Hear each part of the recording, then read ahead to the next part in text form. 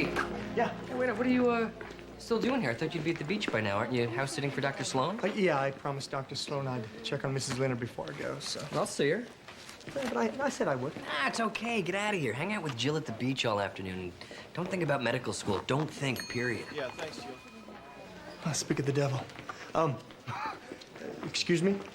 Hey, Jill. Oh, hey. Thanks, man. Jill. Got it. Jill? Excuse me, guys. Hey, darling. Donald, I had to see you.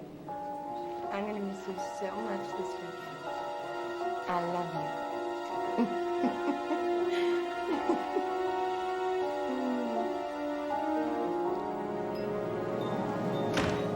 Mickey? Honey? I got some Chinese food. Mickey. Hi. We haven't gotten to our first anniversary, and you're already making it with someone else. What are you talking about? How could you do this? Mickey, you gotta stop this jealousy thing. I heard you. I was outside of Donald Ward's office.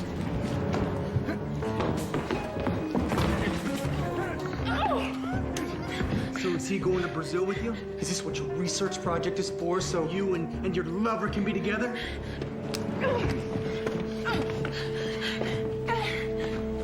Stay away from me. where do you think you're going?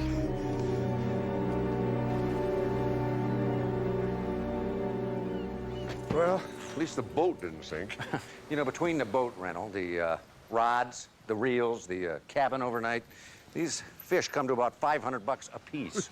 Good thing we didn't catch more of them. You know, that's another thing. Why is it that you always catch the most fish? Psychology. I think like a fish. Steve. Dad, you better wait here.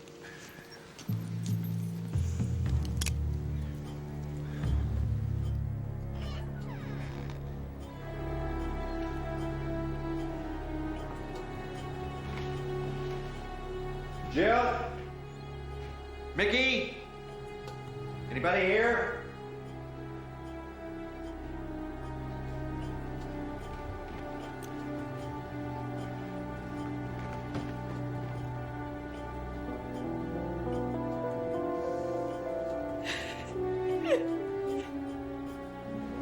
Jill? Oh, my God, Jill, what happened? Where's Mickey?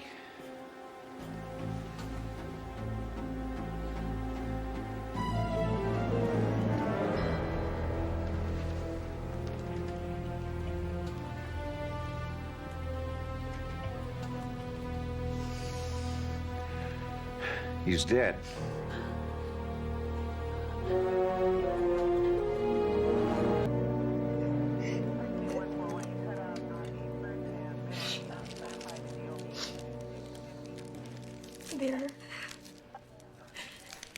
There were robbers.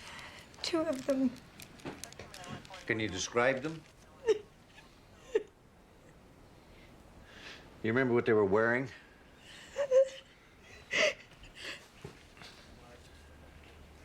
I'll check the rest of the house, see what's missing. You got a bad cut on the side of your head there. This may hurt a little. I tried to help Mickey.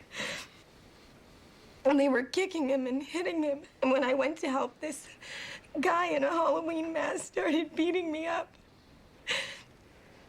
And he was laughing like it was fun. And when Mickey tried to defend me, he hit him over the head. And he just kept hitting him and hitting him. I'm sorry.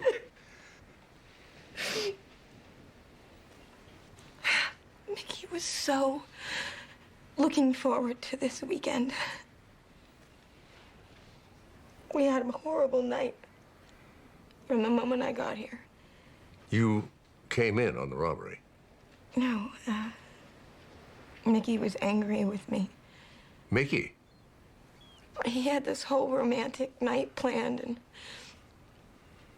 something came up at the hospital. He thought, well, it doesn't matter what he thought. He finally calmed down and we went to bed. It was still dark. We woke. Heard the glass breaking. Dad? Mom, try to keep a little pressure on the wound.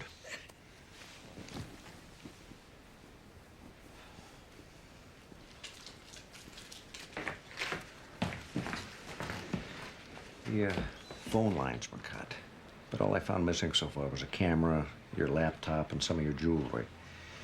Well, it's not much of a robbery. That's one interpretation. What's the other one? No, you can't mean that. Dad, in 16 years on the job, I have never seen a robber kill one person and leave another alive. Maybe they just left her for dead. They would have known if she was dead.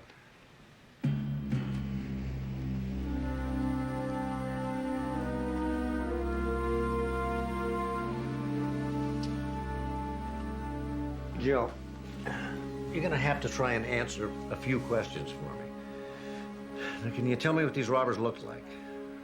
I don't know. They were wearing masks, like for Halloween. Did you see their hands?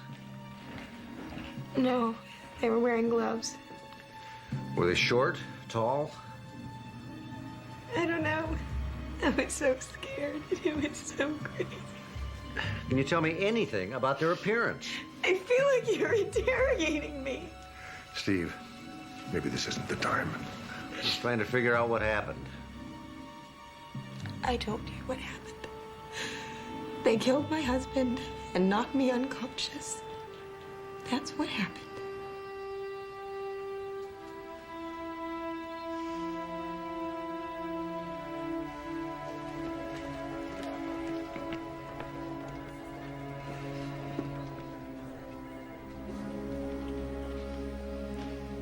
Jesse. They're gonna take you down to X-ray in a couple of minutes. No, I don't have a skull fracture. Mark just wants to make sure. Jill, I don't know what to say. I'm just so sorry that this happened to you. You know what the irony is? Things are really getting better. I really thought that Mickey and I were gonna make it. Well, I know we couldn't wait to get to the beach to be with you.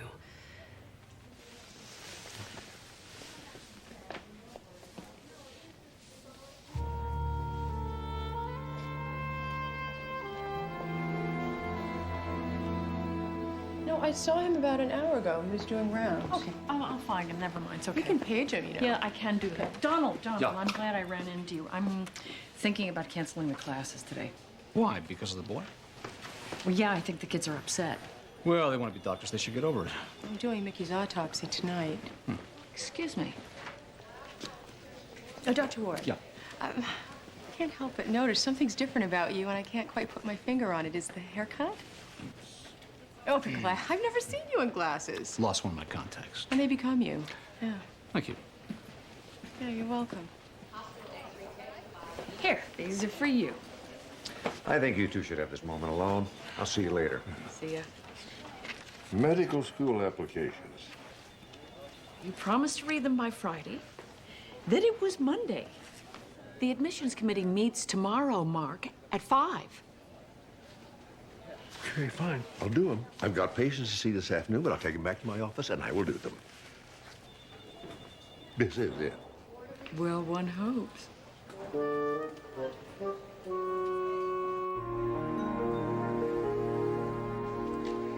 You know, I read this article in a magazine that said that women think it's sexy when men do the dishes. I don't see any women. Well, I mean, what'd be the matter with a little practice? Nah. Let me put it this way. You get over here and dry these dishes, my friend, or you're going to be living in a cardboard box over in the park. Why didn't you say that in the first place? Thank you. Ow! What? Ooh, that's nasty. Now, don't move. Ah, oh, boy. Next time you dry. Put some peroxide on that. You know something, Steve? That's not from the kitchen. This glass is etched. Look at that. Like from the front door? Well, how could glass from the front door get in that towel? You're not gonna like my answer to that.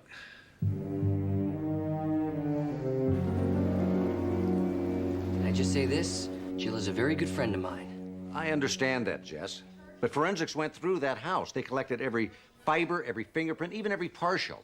They didn't come up with a trace of any unaccounted for stranger. All that means is that they were very careful. No, what it means is the best explanation for how that glass got in a towel was that someone inside the house wrapped the towel around her hand, then went outside and broke the glass in her front door. And that has to be Jill? Well, I don't think it's Mickey. Steve, Jill and Mickey might have had problems like any other married couple, but I don't think that she's capable of something like this. 8-zip. What I don't believe is that real robbers would leave a stereo, 3 TVs, and a DVD player. 9-zip. Look, Steve, I don't think that you're being completely objective about this. Now, why wouldn't I be objective? I don't know. Jill doesn't think you like her. Now, that's ridiculous. I mean, I hardly even know her. Oh, ping pong, I get winners. Oh, great. Here. It's not me. Oh. Is that the autopsy report? Yeah, Mickey was killed due to multiple blows to the head. As expected. Yeah, but what's odd about this is that 2 to 3 blows to the head should have rendered him unconscious. But he was hit 5 more times before he was killed. Sounds like an angry personal murder to me. It's not what robbers usually do, especially when they leave a victim alive. Why do I get the feeling I'm the only one on Jill's side? I gotta call the DA. Thanks. See ya. Okay, righty, I spot you 3 points. Lefty, we play even up. I think you've got a little too much game in you. Oh, coward. All right, so tomorrow's readings will be on antiarrhythmic drugs and cardiac rescue, specifically the efficacy of lidocaine and procainamide in terminating ventricular tachycardia. All right, that's it, folks.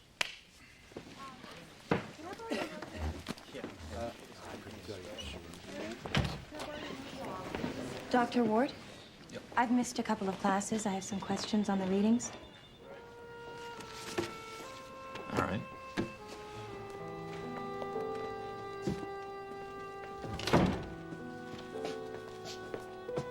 Wait a second, Jill.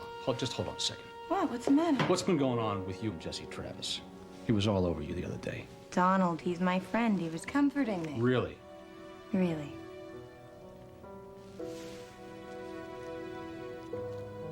Really? Mm-hmm.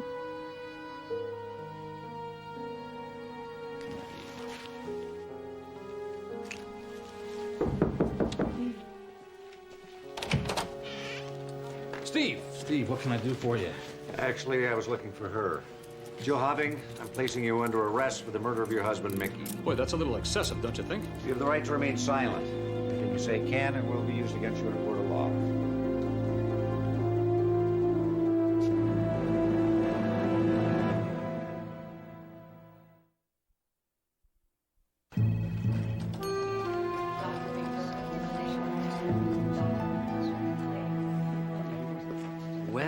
Well, when did you break out? My dad put up bail. Glad. Hey, can I talk to you for a second? You know, I wanted to talk to you the other night. Something wrong? Look, you know, I don't know how to say this exactly, so I'm just gonna say it straight out. I've known for a while that you and Donald Ward have been having an affair. Why are you telling me this? Because I should have said something before. Now I think that I have to. Jesse, please don't do this. Look, I think that it's relevant to the case. No, it isn't. Donald has nothing to do with the case. Jill. He has nothing to do with the fact that I have been charged for murder. If you do this, if our affair becomes public, he'll lose his job. And for what? For nothing. I don't know. Jesse, please. I am begging you. Things are bad enough. All right, we've got 6 applicants left and 1 acceptance to fill. I'd like to recommend that we put Gilder, Richardson, and Weber in the waiting list pile. Anyone else? Yes, I think we should give the last spot to Jordan Alsop. Well, wait a second. What about Rona Gillespie? Oh, she's 43 years old. She hasn't been in school for at least 20 years. Do you have something against age? In this particular instance, yes, she won't start practicing until she's 50, and she'll be lucky if she has a career that lasts 20 years. And what a career. The most dedicated, hardworking doctor I ever knew was Elliot Crane, and he didn't start medical school till he was in his 40s. This boy will practice twice as long as Mrs. Gillespie. He's only got a 3.1 grade average. I suppose the fact that his father's worth millions and might endow a chair... Mark! It's getting late, folks. Let's finish tomorrow. Is 5 okay? Wait a minute, I have a better idea. Why don't we have this young man come in, we'll have a look at him. Okay with you? Fine.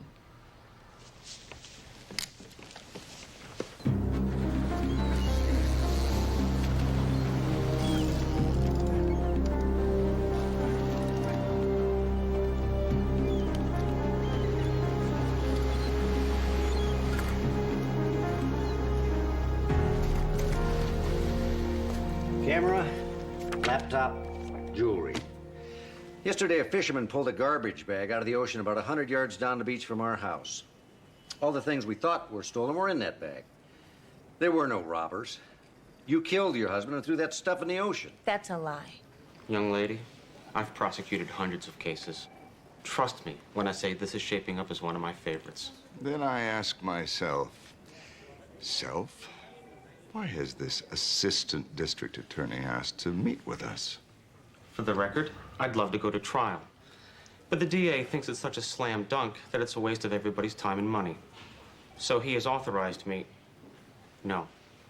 He has ordered me to make a one-day, one-time only offer. Anytime in the next 24 hours, your client can plead to manslaughter too. After that, we go to trial on the original charge. Murder 1. You can take your offer and... Jill. No, forget it. I'm not taking a deal. 24 hours. Thank you.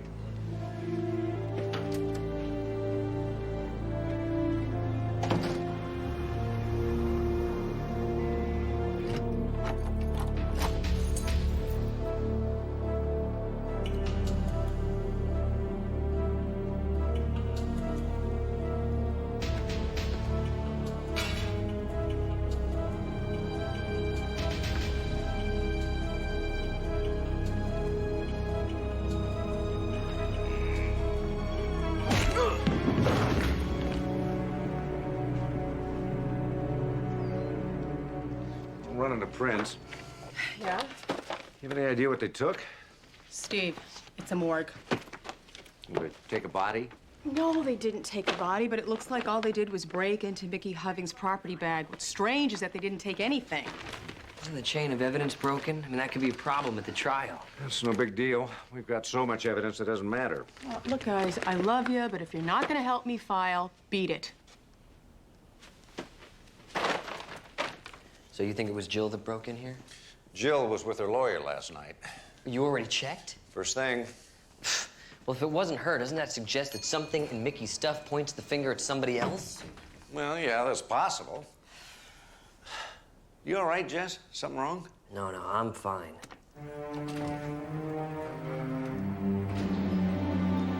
I thought that you should hear this from me personally, Mark. This afternoon, I plan to resign from Community General. You're not retiring, are you? Hardly. I'm leaving because for the last 9 months, I've been having an affair with one of my students, Jill Hoving.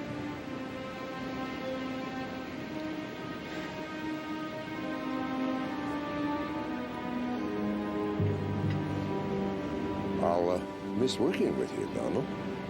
As I will with you. You're a good doctor, Donald. Don't give that up. Before I go, there's something I might ask you, Mark. You're working with your son on Jill's case. Yes, I am. She didn't do this, Mark. Evidence is awfully convincing. Re-examine the evidence. Please. I beg you, she needs your help. Well, that's all I came to say. Donald. Somebody tried to help Jill last night by tampering with the evidence in the morgue. Wait a minute, you're not suggesting that... No, Mark, no, I know this young woman. She is no more capable of something like this than you or I. I'm sorry. I think she's guilty. And I'm afraid you just provided the one thing that was missing. Her motive for killing Mickey. It was you.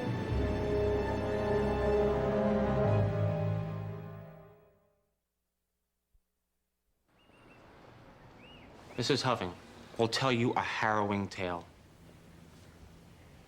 The story of two medical students, a happily married young couple, house sitting for a friend. A story of robbers breaking in late at night and brutally beating her husband, Mickey, to death. It's a frightening, horrific tale that preys on all of our fears.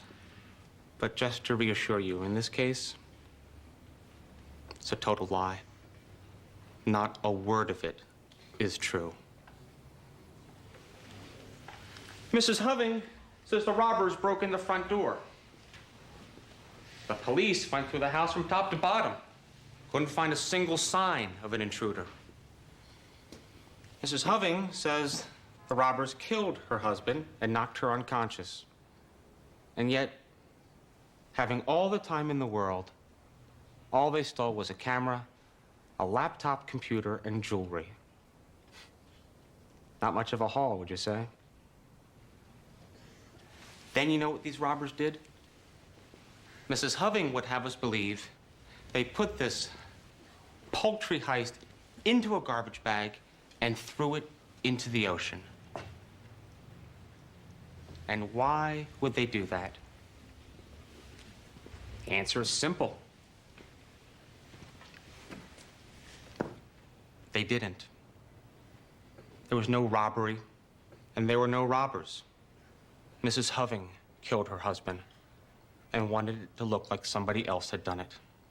The defendant would also like you to believe that she loved her husband and wanted her marriage to work. And yet, less than 2 months after Jill married Mickey, she began a torrid affair, and that affair continues to this very day. Don't let that sweet young face confuse you. You're looking at a cold-blooded killer. Court is adjourned until 9 tomorrow.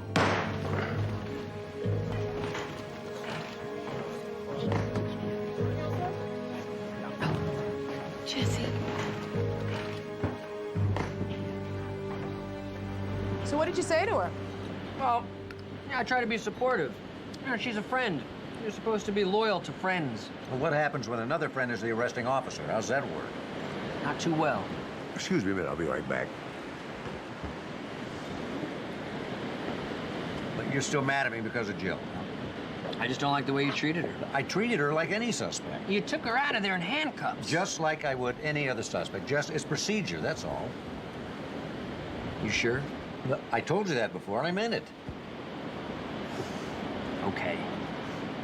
Okay. You guys are such guys.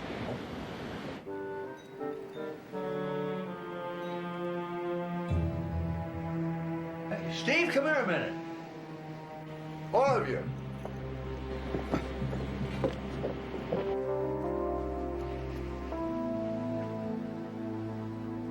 Look, my toothbrush was out of the holder, and I put it back in. It wouldn't take a charge. Maybe we should launch an investigation. There was a contact lens in the bottom. That's why it wouldn't charge.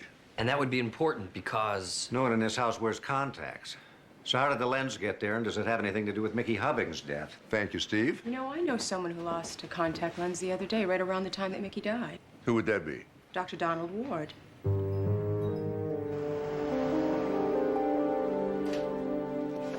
Hi. Oh, no, let me do that. You know, I so appreciate your suggesting that we see this young man. Well, I shouldn't have said it was about the money. I'm sorry. Send him in. Hi. Dr. Wesley. Yes, hi. Pleasure to meet you. Dr. Sloan. Jordan, sit down, will you? Jordan, we went over your application. We just thought we'd like to know a little more about you. Have you given any thought to the future, considered a specialty, or decided where you'd like to practice? Well, I've been thinking I'd like to practice out of the country. Interesting. Any particular reason? Well, we've made so many advances in this country, I think we should share them with the rest of the world. I mean, there are so many people who could benefit from them. You know, when I was your age, I used to dream about traveling around the world and curing exotic diseases. Have you considered any particular specialty, like epidemiology or anything? For cardiac surgery, our techniques have surpassed the rest of the world. Well, actually, I was thinking of cosmetic surgery. Yeah, possibly you're not aware of how many people leave Europe to get work done on their faces, their breasts, hips. Well, I've looked into it. They go to New York, LA, and of course, Brazil. So I figure they need an American-type practice in Europe. Maybe in Switzerland, it's centrally located. I think Switzerland would be great, don't you?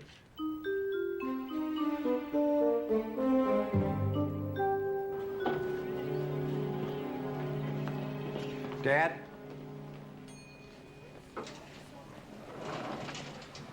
There was a print. You would be here if there wasn't a print.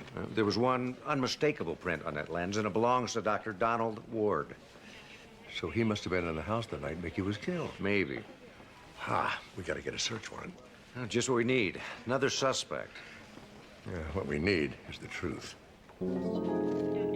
Dr. Ward, this warrant authorizes a complete search of your home and your office. I'm gonna call my lawyer. Leave the computer on, please.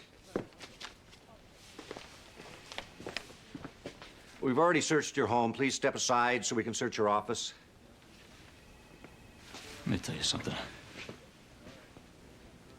I'm gonna have your badge.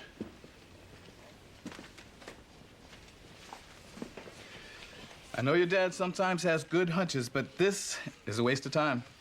We just want to cover all the bases. Well, we didn't find anything at the house, and we're not gonna find anything here. He'd have to be an idiot to leave. What is it?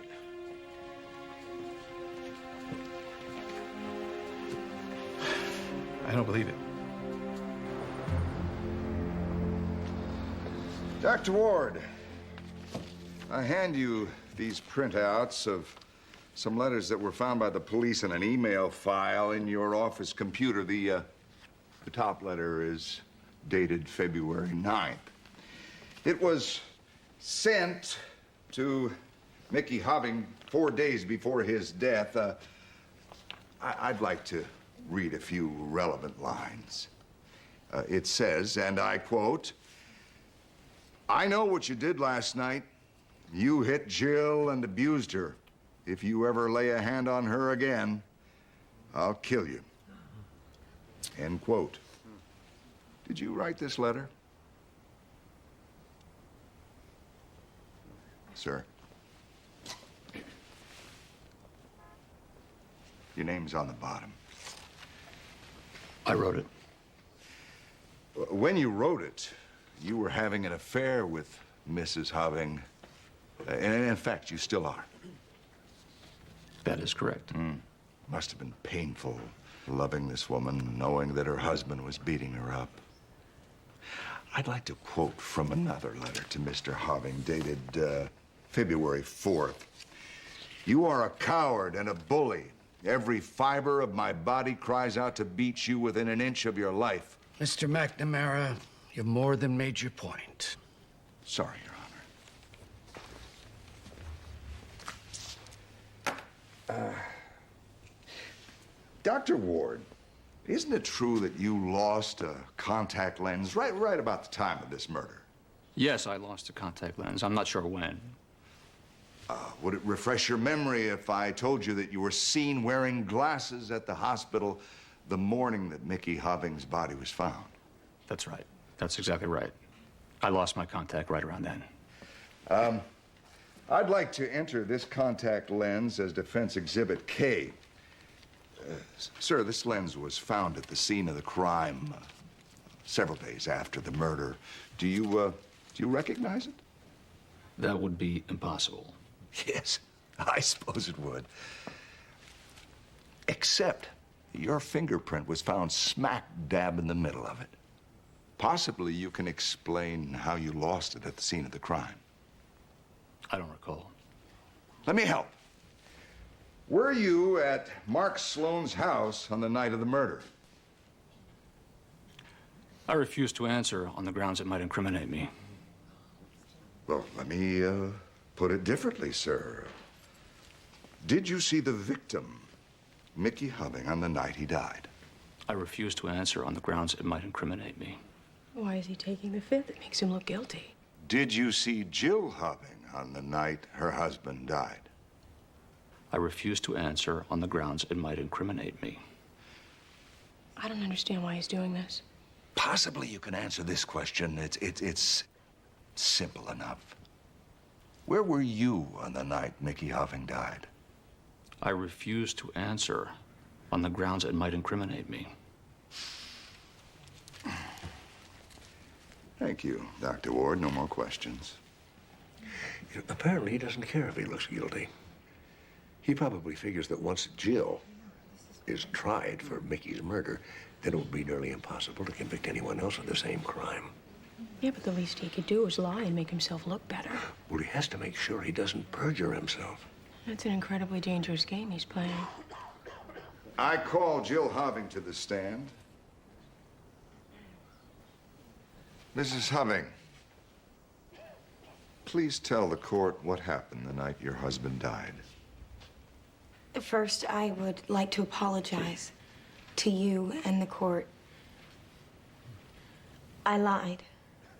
I've caused a lot of trouble and confusion, and for that, I'm sorry. Please tell us the truth. When I got to Dr. Sloan's that night, Mickey was in a rage. I'd never seen him like that. He was so angry he could barely speak. Why was he so angry? He had discovered that Donald Ward and I were having an affair. And what did he do? He hit me and kicked me. And when I tried to run away, he dragged me back and he beat me some more. So, you're saying your cuts and bruises were caused by your husband beating you? Yes, that's right. What happened then? I ran away. And, he went to the bedroom, and I slipped out the deck door and ran down the beach. I didn't know where else to go, so I went to Donald's. I was frantic and scared, and he lived pretty close. I shouldn't have gone there, I know. Maybe I even knew what would happen. Maybe I wanted it to happen. He went nuts the moment he saw me. He told me to stay at his place while he went to see Mickey. And I tried to stop him. I begged him not to go. But he wouldn't listen. I waited. I waited and waited. Must have been a couple of hours, and he still didn't come back. And I was scared to go back to Dr. Sloan's house, because I knew what had happened. Donald had said it so many times. So when I went back and he was dead,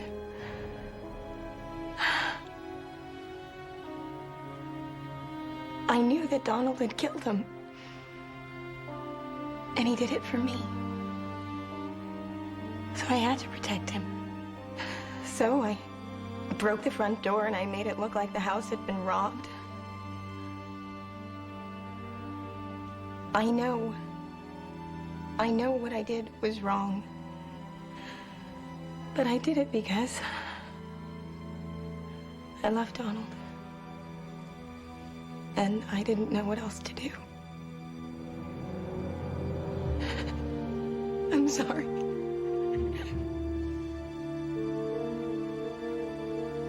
I'm sorry, Donald.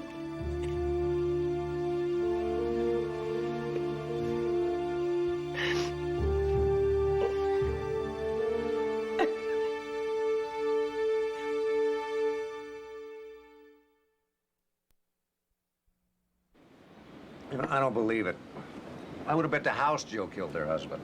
Excuse me, it's not your house to bet. It's a good thing. See, the problem is we're going to have an ironclad case against Donald. The DA says he's not going to charge Donald Ward. Evidence is too thin. He doesn't think he can get a conviction. You done? Yeah, you're going to eat that? No. Can't let him get away with murder. Listen, you think we could dig up the name of Donald's optometrist? It should be here in the recycle bin. Wrong. Let's try looking on the hard drive. Yeah, I can go to DOS. Look, you don't have to do that. Just let me try. Son, sit over there. Look, I'm sorry to bring you in on a Saturday, but I had to see if there was any more letters and what the dates were. Could be there. Look, just find the utility that he's using. Type in undelete. Replace the question mark with the first letter of the file you're looking for. You're bothering me. Look, we're supposed to be going to the Kings game this afternoon. There's only one way we're gonna get there. You guys have to let me do this. All right, go ahead. Sloan here. I'm at Donald Ward's optometrist's office. Did you find anything interesting? More than I ever hoped for. You're quite an actress. I apologized for lying about the robbery. No, that's not what I meant. I was talking about your performance in court. No, wait a minute. She made a fool out of you just like she did the rest of us. Donald Ward didn't kill Mickey. You and Donald set that up to keep you from being convicted. Wait a minute. You guys found the evidence against Donald Ward. Yeah, let's take a look at that. The contact lens we found was the wrong lens. It was the left one. Donald lost the right one at the time of the murder. He must have planted a left one when he visited our house a couple of days ago. So, now you're saying that he deliberately made himself look like a suspect? Then there's the email. All the letters were dated before the murder. It's easy to do on a computer. But then a 14-year-old boy told me to go back to the central email server. See, there you can't change the dates. It turns out that the letters were actually sent after Mickey was already dead. You and Donald made it look like he killed Mickey to create reasonable doubt. Brilliant. And arrogant beyond belief. Doesn't this fall under the category of too little, too late? You killed Mickey. Prove it. It's over, Dr. Sloan. Get over it. Donald's testified. He's told his side of the story. He's not going to change it. How are you going to convict me? Tell me. How? I hate to tell you this, but she's probably right. Look at it this way. In a couple of weeks, I'll be in Rio, and you'll never have to think about me again.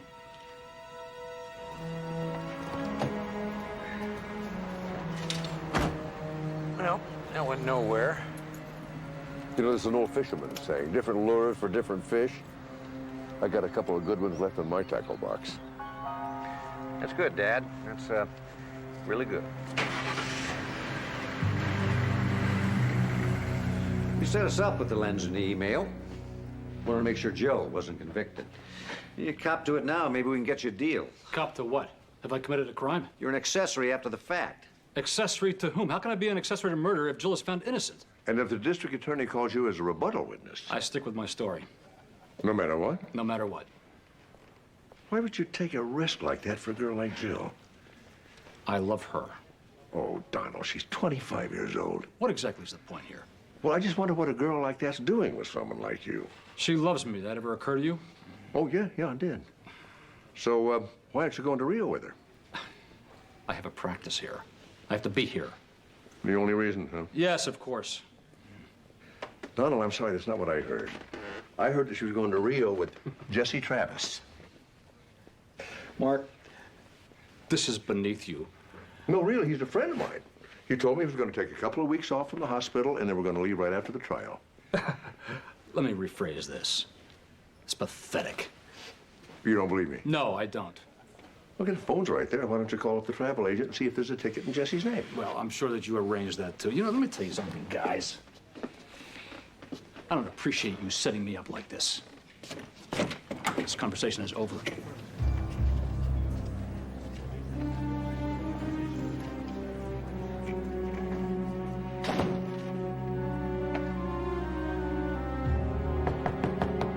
Jill, it's Donald. Jill. What do you want me to do? Jill. Just a minute. He'll freak if he sees you. Jill! Coming. Sorry, I was getting dressed. You didn't call. Yeah, well, I heard this ridiculous story today about you and Jesse going to Rio.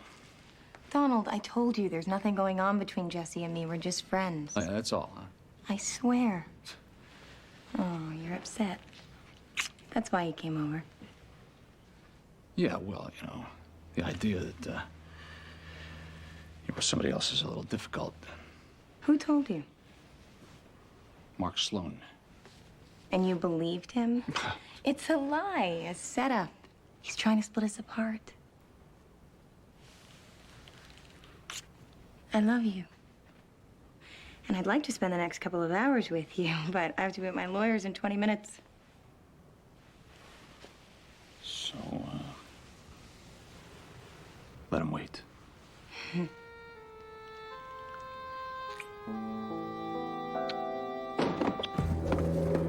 What is this?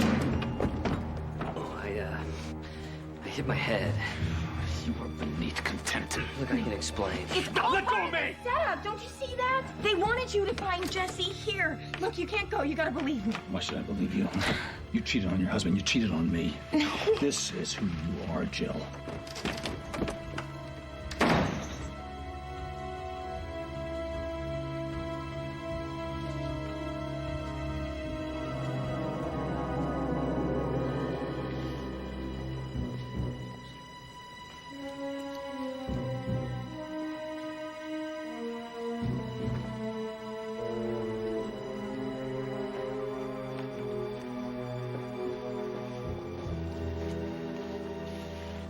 Donald's been granted immunity. He's going to testify as a rebuttal witness, so you might think about changing your plea.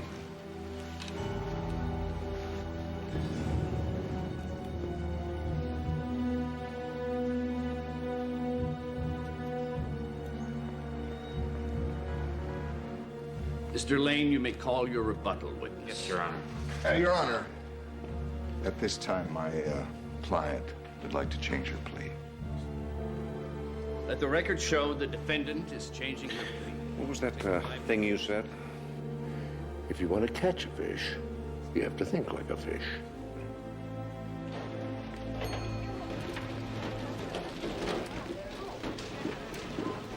Don't gloat.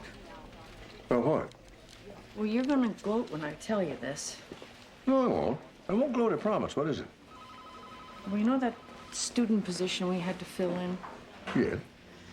Well, our first choice, Mrs. Gillespie, turned us down. She decided to go to Harvard. You see, you're gloating. No, I'm not. I'm not gloating. No, I'm not. Where? Show me a gloat. Where's the gloat here? Mm-hmm. Oh, excuse me a minute, will you? Well, welcome back, everybody, to Make a Day. Without further ado, let's bring out our love goddess of the day. Yes, our lovely, our fabulous, our gorgeous Lily. Come on out, girl.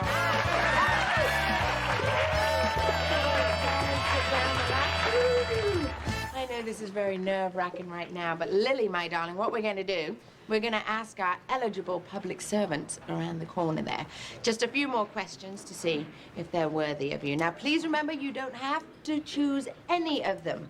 You can choose a date or a day of pampering. I'm talking about a fabulous, all expenses paid day at the spa. Manicure, pedicure, jacuzzi, sauna.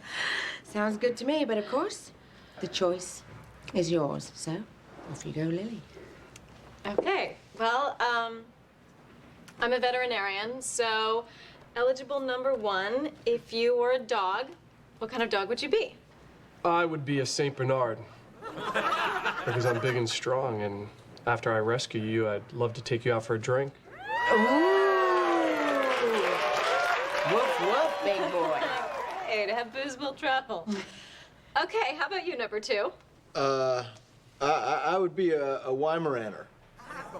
Because, you know, they're great dogs. And they don't shed. Okay, I like a man who's neat around the house. Number 3. Hello, number 3. Oh, me?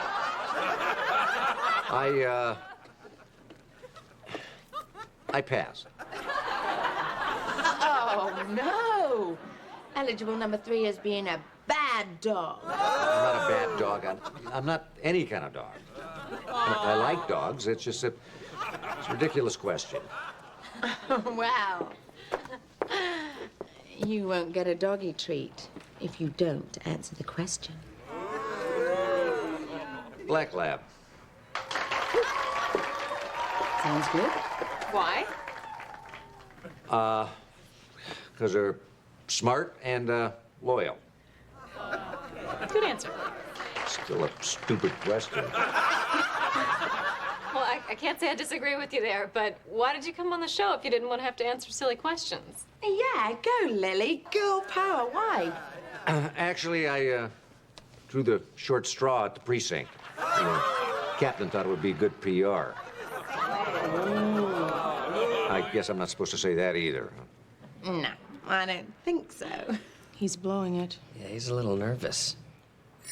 Well, that's it. We're out of time. So, Lily, my little love goddess diva, what's it gonna be? Hot love or a hot tub? Remember, is it gonna be a date or a day of pampering? Fluffing, all that fluffing and love. Oh, well, I have to admit the pampering sounds really good. It sounds so good. But I'm gonna go on a date with eligible number 3. Oh, what a surprise. Well, that means we've got to say thank you and goodbye to our other hunks of the day. So, Lily, would you please tell our audience and the viewers at home exactly why you chose eligible number 3, the very outspoken Police Lieutenant Steve Sloan? Well, the thing I value most in a person is honesty, and it sounds to me like he has that. Yes, to a fault, I may add. Anyway, Steve Sloan, come and meet your date. Let me take that. You might need both hands. Okay, guys, don't forget to tune in next week after our video crew have actually followed Steve and Lily on their date. Ooh. Video crew? And we're just gonna see exactly how Lily fares with the man who refers to himself as the unluckiest bachelor in L.A. on Make a date. You got it. In a med school? Well, a dog can be very picky.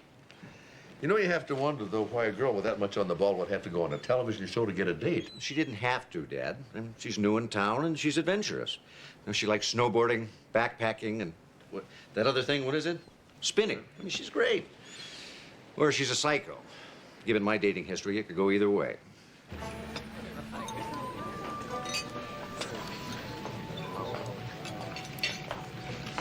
Having our very own paparazzi crew makes me feel famous or something. Don't look. Act nonchalant. Let me ask you something. Someone as bright and attractive as you, Wait, I'm sorry. I don't think they heard that. Could you speak into the microphone? whatever convinced you to go on Make a Date? My best friend. She dared me.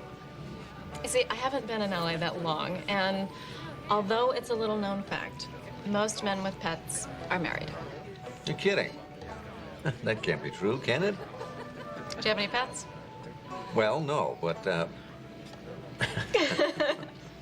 So what about you? I mean, you didn't really draw a short straw, did you? It's the lamest story I ever heard.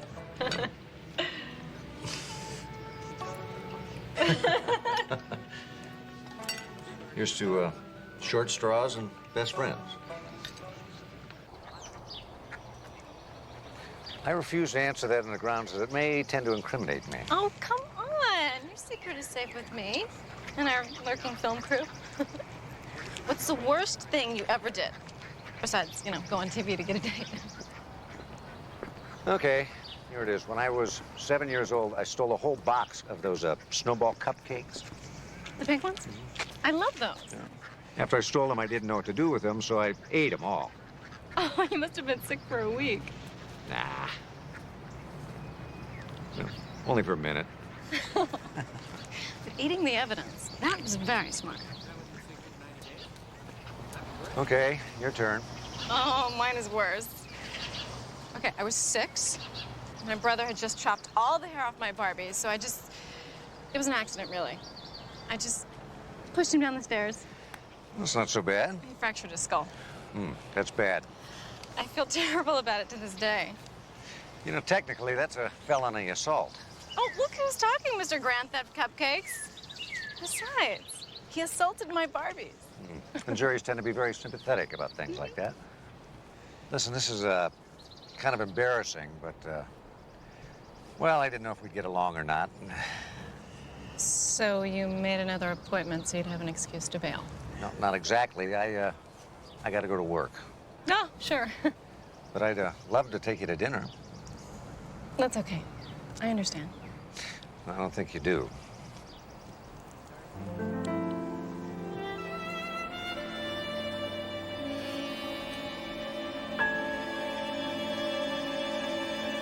Call you tonight?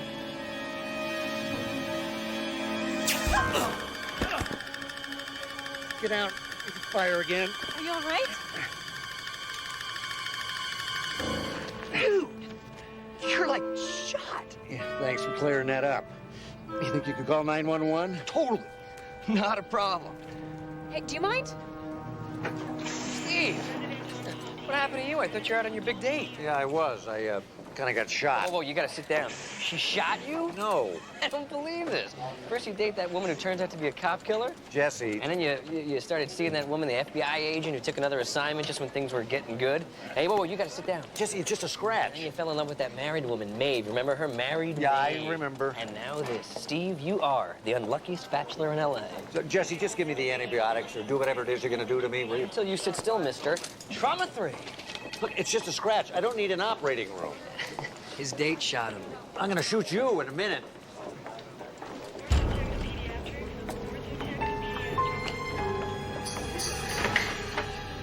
Dr. Wilson, thank you for coming right over.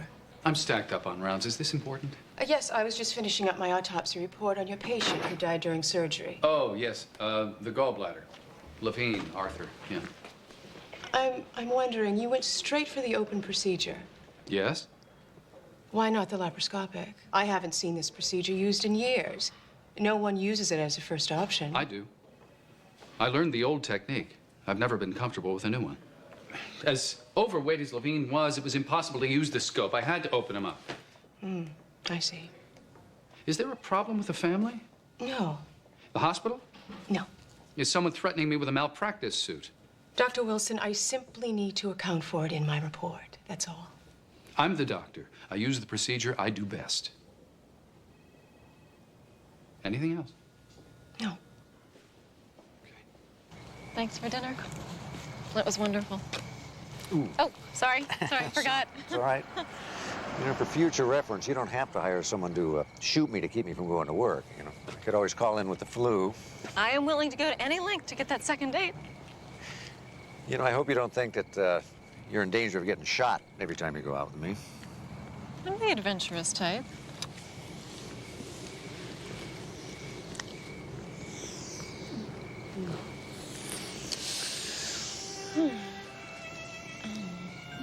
I should go. Already? Mm-hmm. It's late, and I have a German Shepherd named Bruno that I need to neuter at 7 a.m. I think he'd want me well rested. How about later, after you ruin Bruno's life? I know a good little place for lunch. All right. Call me at the clinic around 1. Good.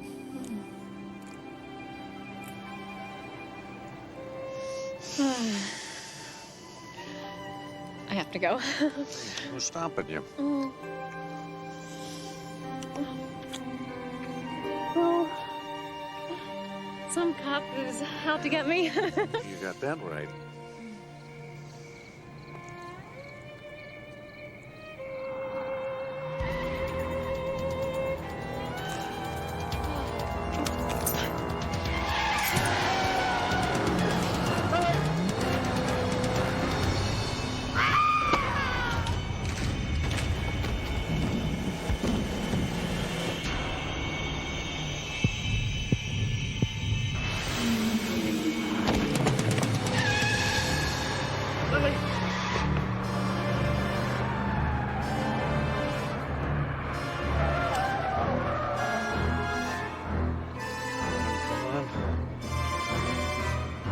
It's Lieutenant Steve Sloan.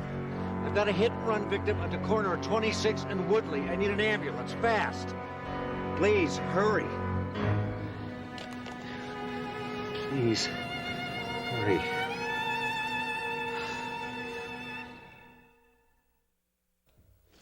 BP 90 over 50, irregular pulse, respiratory rate 70. A lot of projected venous distension. I'm afraid there's pericardial tamponade. Let's take an x-ray. No. You know what? Let's get her into trauma, too. We don't have time. Jess. Steve, we're going to do our best.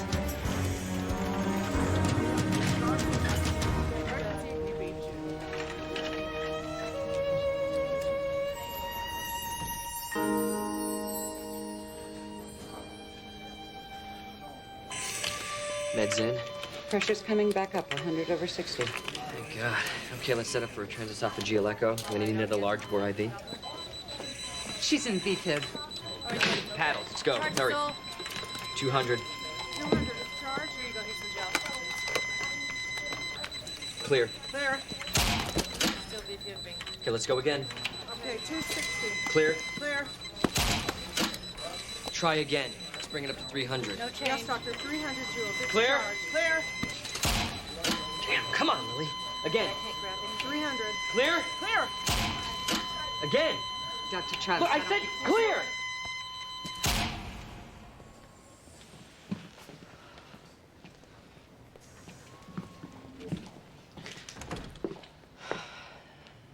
I'm sorry.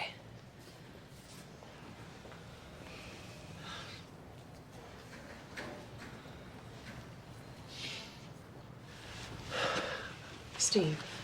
Amanda, just...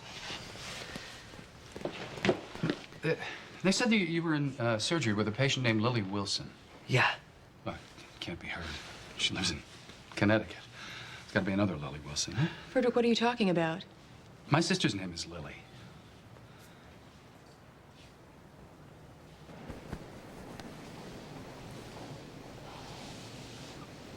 Lily?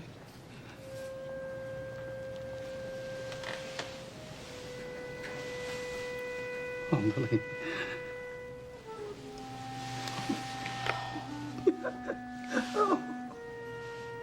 Dr. Wilson. Moses.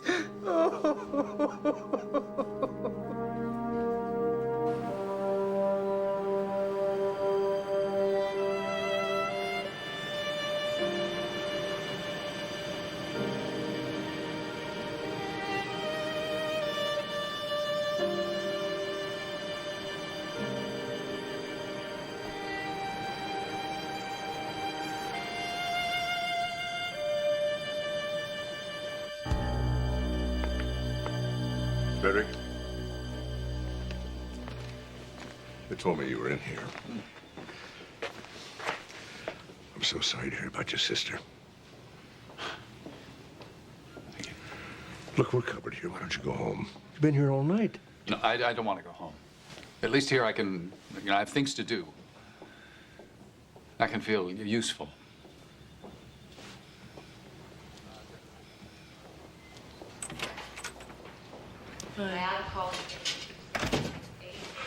He wants to finish out his shift.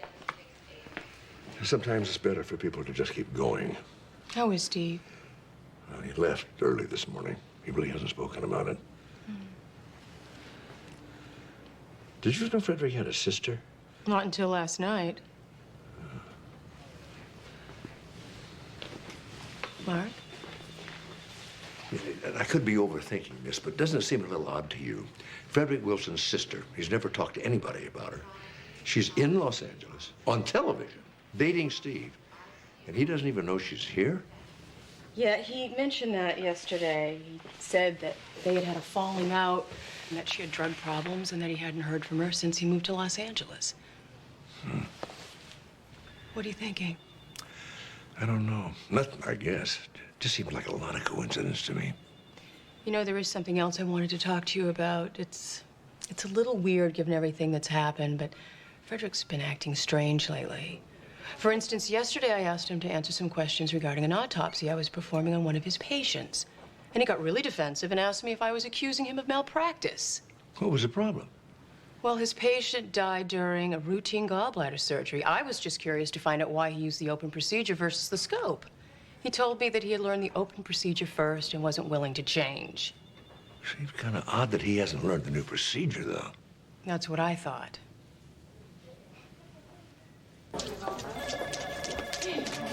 Excuse me. Oh. Here, handsome you. Hi, Steve Sloan. Yes. I saw you on the TV show. Oh, yeah, well, Hi, I'm Jeannie, Lily's roommate and best friend. Well, you're the one that dared her to go on the show. Oh yeah, guilty. Please, sit down. I shouldn't really stay, but I just wondered if you found anything out about the person who. No. They said that the car came straight at her.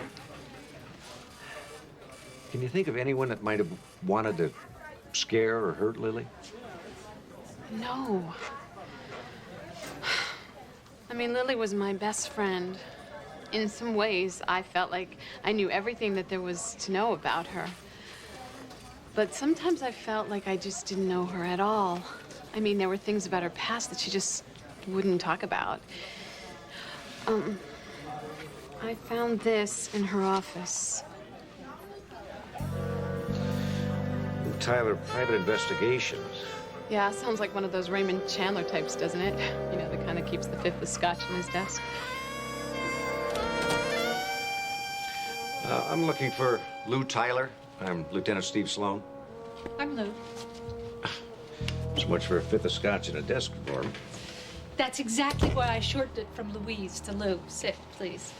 If you were looking for an investigator in the Yellow Pages, who would you choose? A girl-sounding name like Louise? Or a grizzled Raymond Chandler-sounding name like Lou Tyler, P.I.? I see your point. I'm investigating the death of a young woman, Lily Wilson. Can you tell me why she hired you? She was looking for her estranged brother, Frederick Wilson. Another PI in Connecticut had tracked him to L.A., and when she got here, he'd moved. And after almost a year, you hadn't managed to find him? She only hired me a week ago.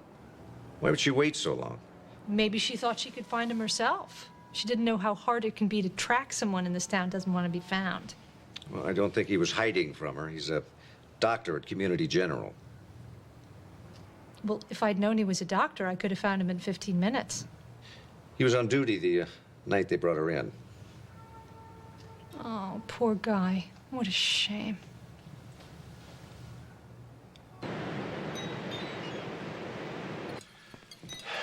Fix you some breakfast? No, I ate already. Funeral's at 10. I want to get there early.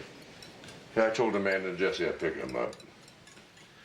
All right, I'll see you there. All right. Listen, Dad.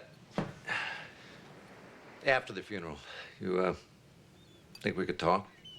Sure. Some things here just don't add up.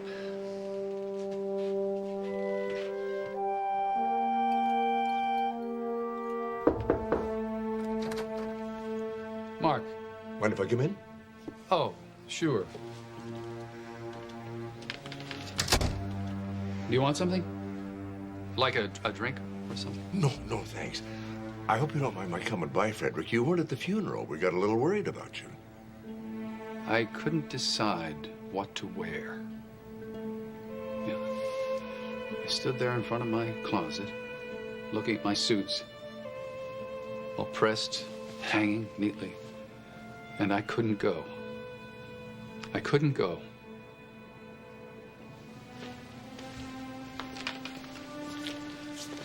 You know, when we were kids, Lily, our grandmother raised us.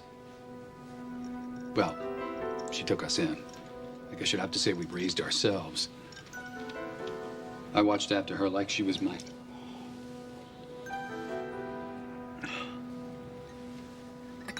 I knew your son was going to be on that TV show. Everybody in the hospital knew. I forgot to watch. I forgot. I would have seen her.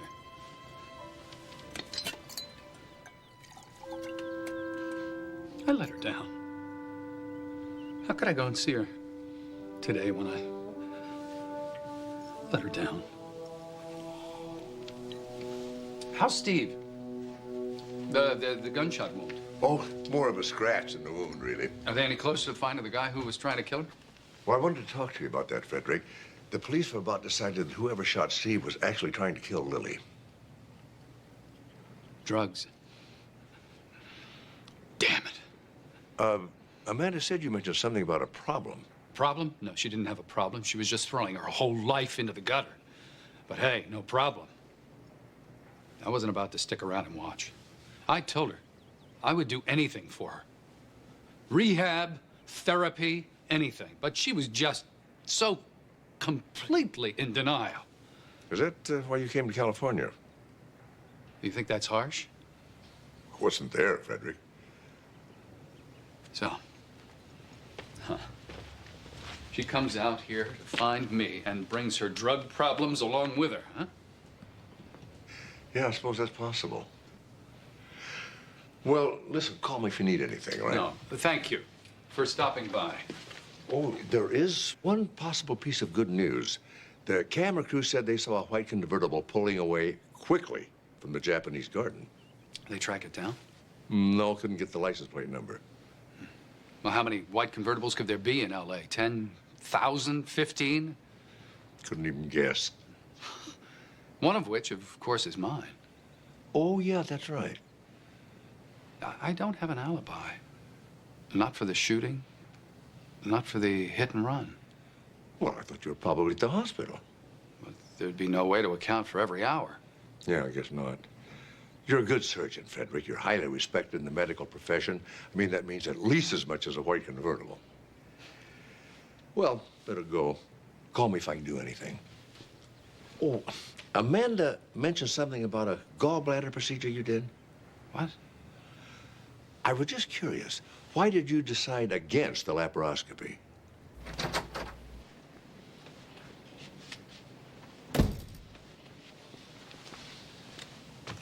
If he's lying, he's pretty good.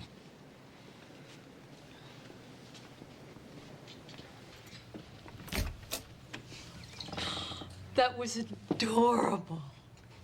Marcus Welby likes you. He really likes you. Shut up. You know, you might want to consider drinking a little less, Frederick. Just a thought. So where were we before we were so rudely interrupted? I'm sorry if I gave you the impression that it was Lily who's been blackmailing you all these months. Impression? You come to the hospital and tell me she's going to the press if I don't give her more money? That's not an impression, Lou.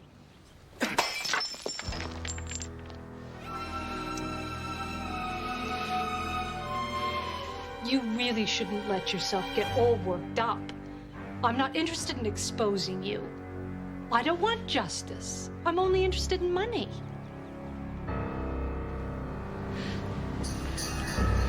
So, do you want to hear my new terms?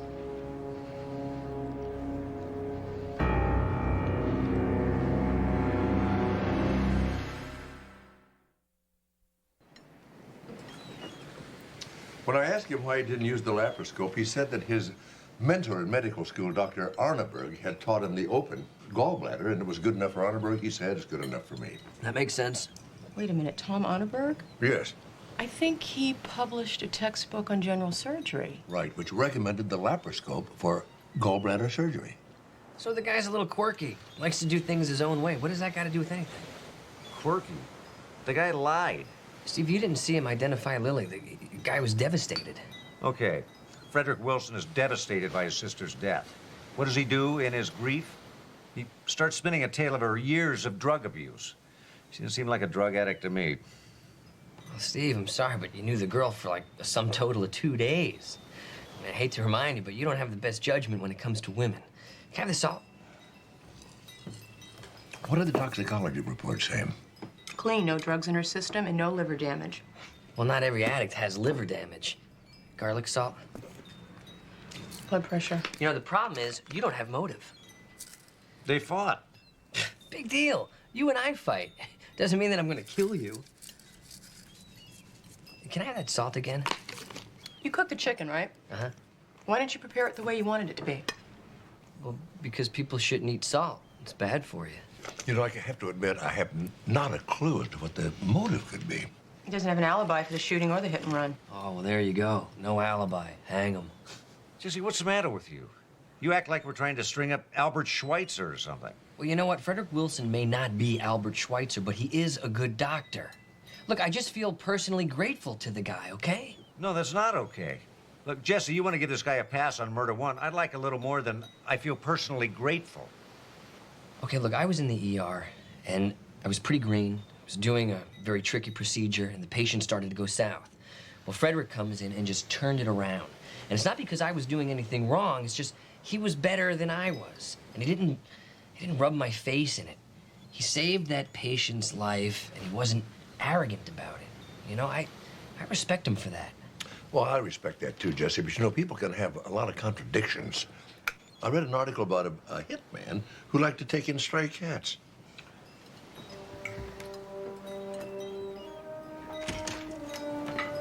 Excuse me.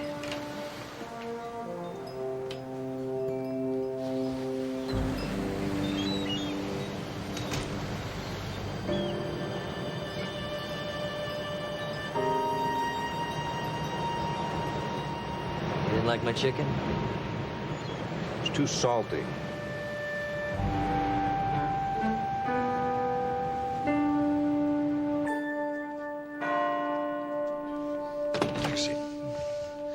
Thank you for meeting with me, Dr. Arneberg. My father sends his best regards. Tell him I'll expect him to write the foreword to my next book. Well, he'd like that.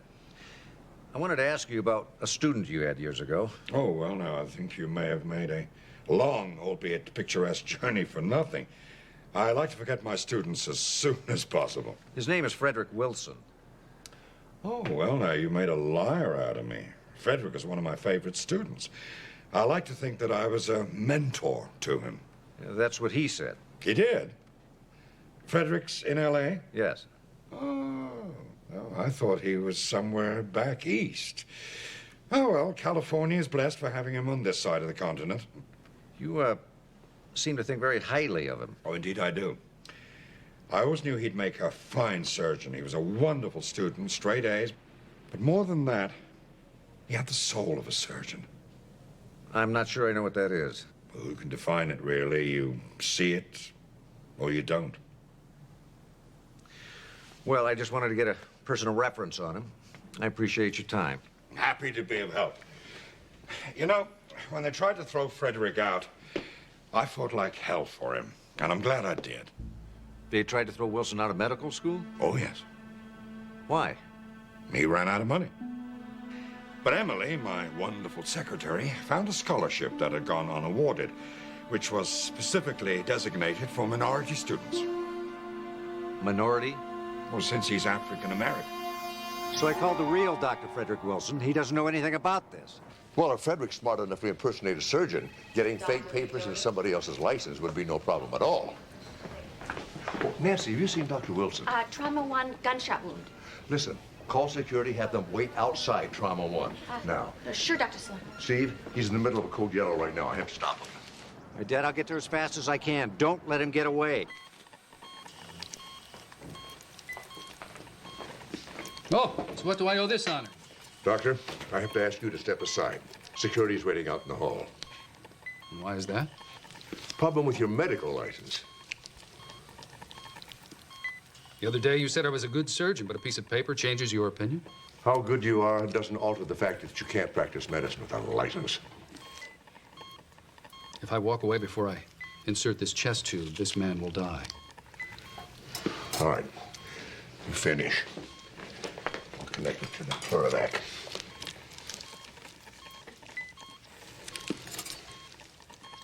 Tell you the truth, I'm just as glad you found out. I'm sick of having to watch my step. You know, I'm entirely self-taught. I've got a photographic memory.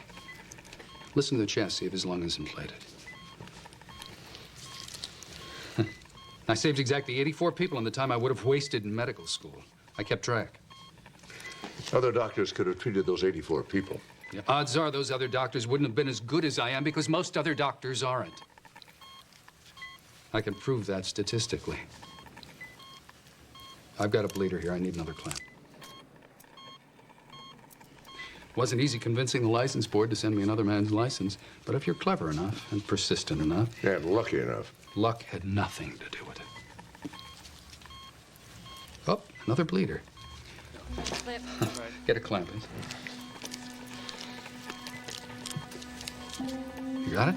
Got it. Good. Give me some suction and wide open IVs. I need help here. He's hemorrhaging. Get in there. There's a man with a gun. Where's the perp? Dr. Wilson, get him. Dr. Wilson said there was a guy with... Dr. Wilson is the perp.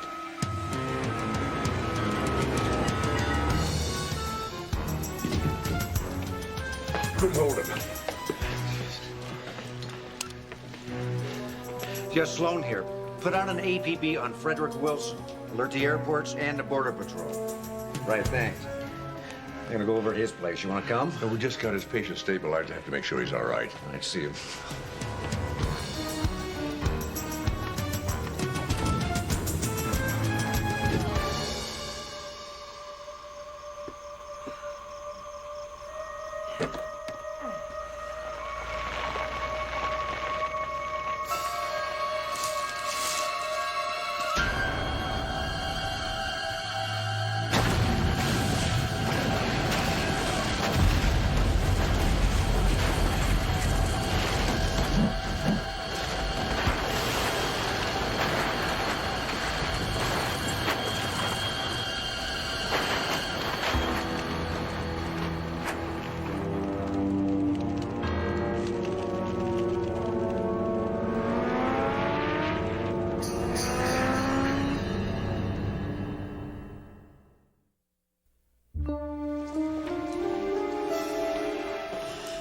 Hi. Well, the body was burned beyond recognition. However, the dental records match perfectly. Frederick Wilson was definitely in that white Mercedes. Our Frederick Wilson. You know, he's the last person on Earth I would figure for a suicide. We found a trace of Valium in his system. Possibly he was a Valium user, self-prescribed. And he could have been sedated and murdered and pushed over that cliff. Well, why would someone want to kill him? Suppose Lily wasn't the one threatening to expose him. Suppose it was somebody else. Well, but why kill the goose that's laying the golden egg? No reason. Unless the goose was about to be cooked and wanted to take you with him. And how do you prove that?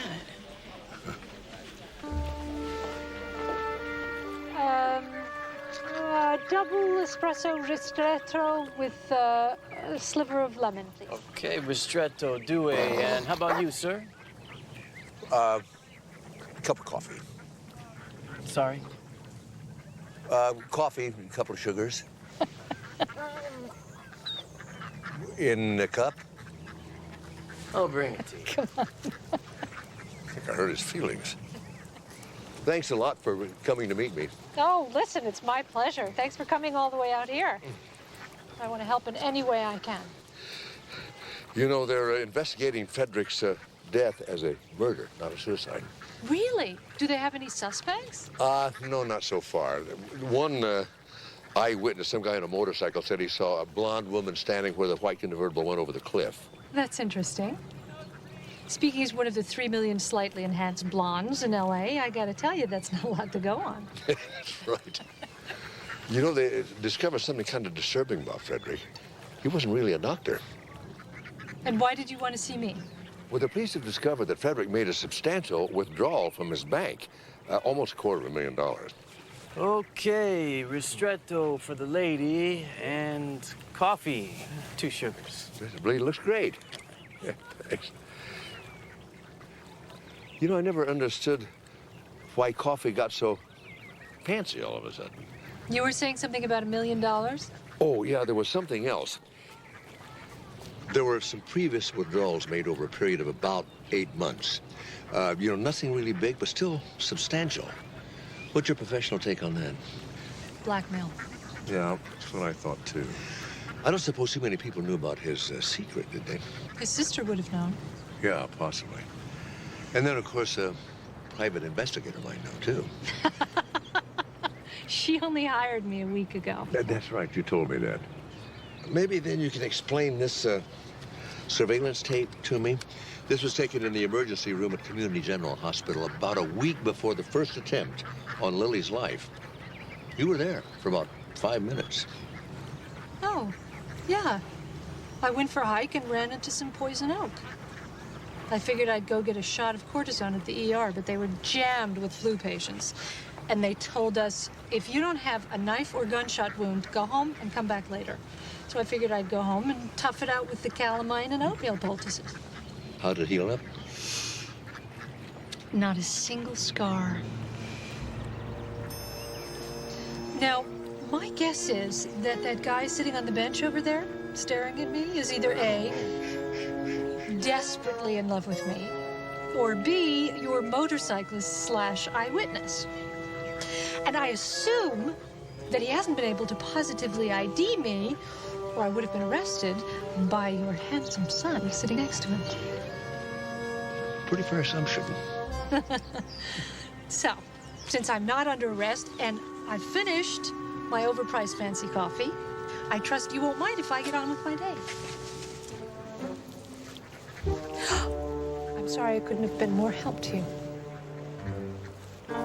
Come.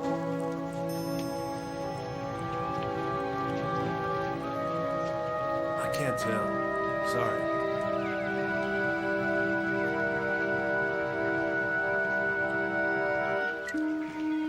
Captain Lemery just called. Lou Tyler's booked on a plane to Buenos Aires this afternoon. Booked under her own name? To a country with no mutual extradition, and we have no way to stop her.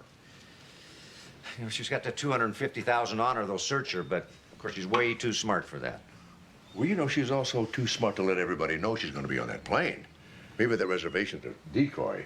Maybe, but where do we start? Did anybody ever collect on Frederick's life insurance? Everything keeps coming to a dead end.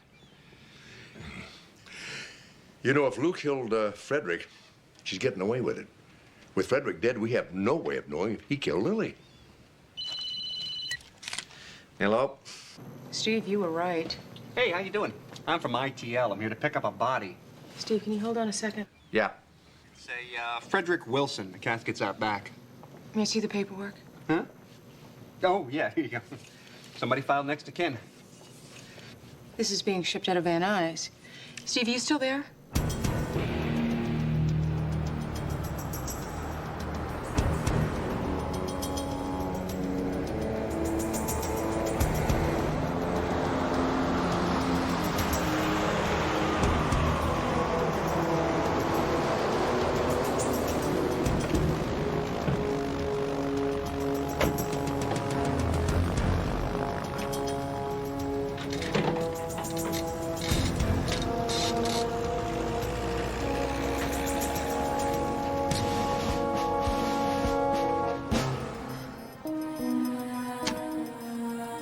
What's going on? Aren't we cleared for takeoff? The tower called. They spotted a flare in our number 2 engine as we were warming up.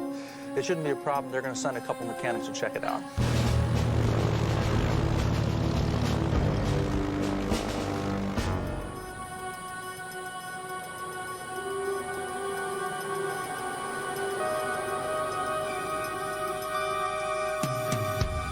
Lou Tyler, you're under arrest for murder. That's ridiculous. I'm transporting Frederick Wilson's body to relatives I've tracked down in Florida. That isn't Frederick's body. But surprising, considering your friend, the medical examiner, said that it was based on dental records. Right. Unless, of course, you murdered someone who roughly fit Frederick Wilson's description, and then broke into Frederick's dentist's office and substituted his dental records for your John Doe. Why, pray tell, would I do that? So you and Frederick could make it seem like Frederick Wilson was dead. You guys are all over the map. First you have me murdering Frederick, then you have me conspiring with him. Of course you don't have prints. You have no proof of a break-in. You have no proof that that body isn't his. Well, that's one thing you didn't count on. We can prove it's not Frederick's body. I would love to know how you're going to do that. That body didn't have the hairline skull fracture that Frederick Wilson got when he was a little boy. His sister pushed him down the stairs. Said it was the worst thing she ever did. And the worst thing Frederick ever did in his life was kill his sister because he thought she was blackmailing him. It was you, wasn't it? Oh, wouldn't that have been clever of me? And you kept blackmailing him. But when it was clear he was going to be brought up on charges for being a fake doctor, he threatened to take you down with him. And since each of you had the goods on the other, there was only one way out. Split up what money there was and part company. faked Frederick's death and split the insurance money. And then there was the $250,000 in the lining of the casket. What the hell is taking these guys? Don't even think about it. It wasn't my idea to kill Lily. Oh, shut up! I thought she was going to expose me, destroy everything I'd built up. She never did believe in me. Even when we were kids. I thought she was going to ruin my life. Frederick, nobody wanted to ruin your life. You did that yourself.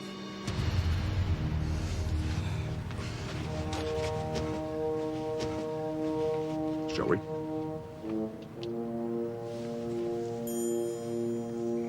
I'm not saying anything until I speak with a lawyer. Well, I thought the least you'd do is say thank you. And why would I want to thank you? Because Frederick Wilson is no more a jet pilot than he is a doctor.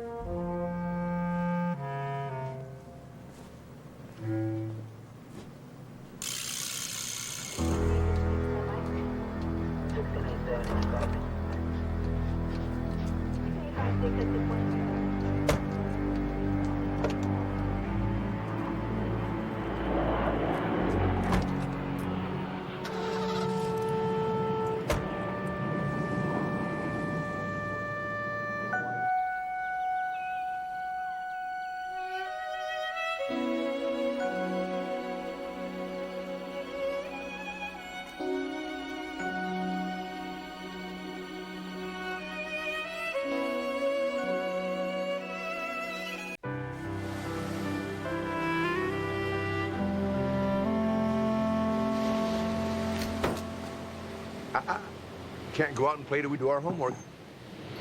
It is my day off. I thought I'd just take advantage of it and head on down to the batting cage. Is it baseball season already? Dad, football is over. You know, I just can't understand how an intelligent guy like you doesn't get the intricacies of baseball. It never fails. When somebody tries to compliment you on your superior intellect, they do it by insulting your intelligence.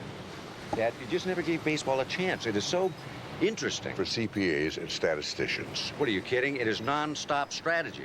When you're at a baseball game, you can't stop thinking. How about beer and hot dogs? Well, that too, you know, light, regular, mustard, ketchup.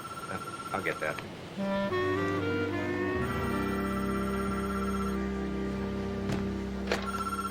Hello? Sloan? It's Hawk. Hey, Hawk. How the heck are you? Where the heck are you? Thought we were supposed to go bowling last week. Forget bowling. I'm out at this, what do they call it, extended care place in Tarzana. Sunny Meadows. What, you're moving into a nursing home? It's not a nursing home, it's a way of life. Anyway, I'm working undercover. And Steve, I've got a murderer here. Oh, you're pulling my chain. Just get your keister in gear and come out and arrest him. I'm on my way.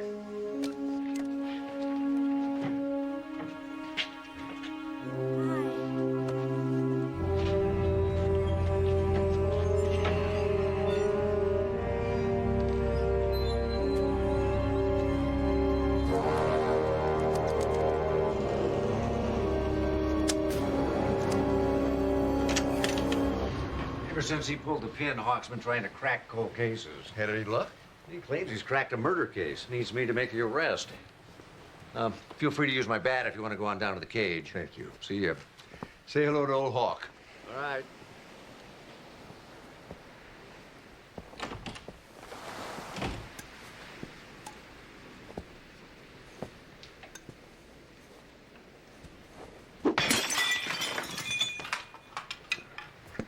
Should have had your mask on, Yogi.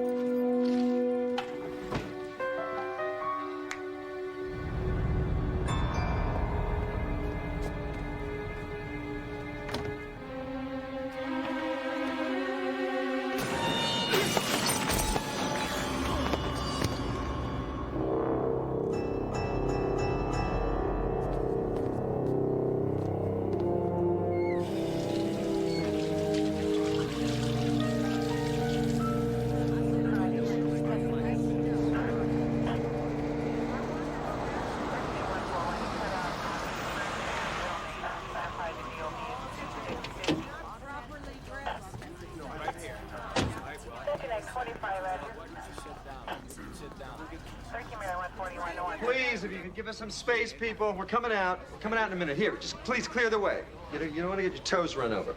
People? What's going on? There's been an accident. If I could just ask you to stand back or move on. An accident? Dave Hawkins? Yes. How serious is it? Please, man, please. I'm sorry. I can't discuss this with you unless you're a relative. I'm a friend. A good friend. What happened? He slipped in his bathtub and drowned. Drowned?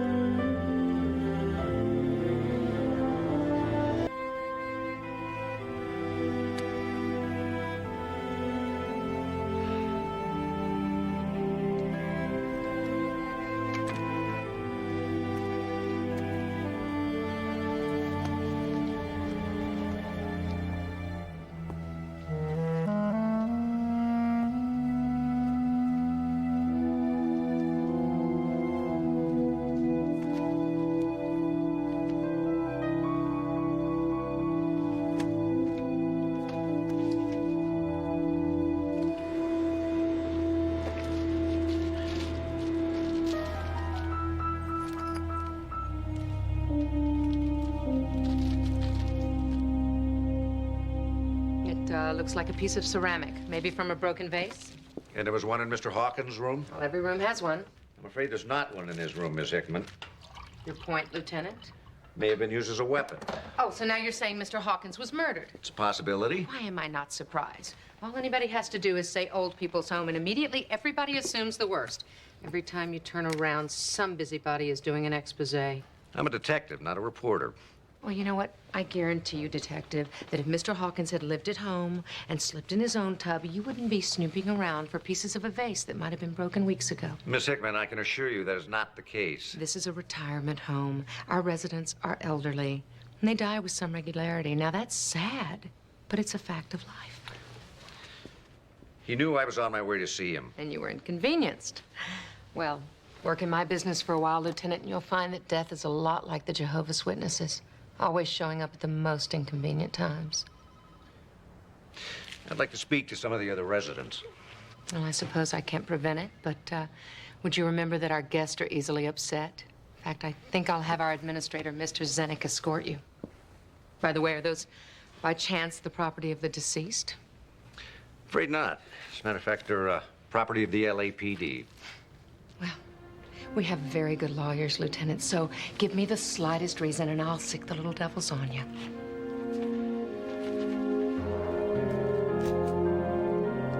How well did you know Hawkins? Not very. I mean, he just moved in a few weeks ago. I certainly wouldn't have picked him for the dead pool. I beg your pardon? Oh, well, I don't mean to seem insensitive, but when you work with old people, you can't help guessing who's going to go next. Now, I wouldn't have put my money on Hawkins, but who could have guessed he'd slip in the tub? Pardon me? I was told I had to check with you. I'm Julie Crane, one of the nurses here. Miss Crane? I want to gather up Mr. Hawk's personal belongings and send them to his sister. I'm afraid for the time being, it's a crime scene. Julie here knows every nook and cranny of this place, right? She can introduce you to anybody you could possibly want to talk to. I do have other responsibilities.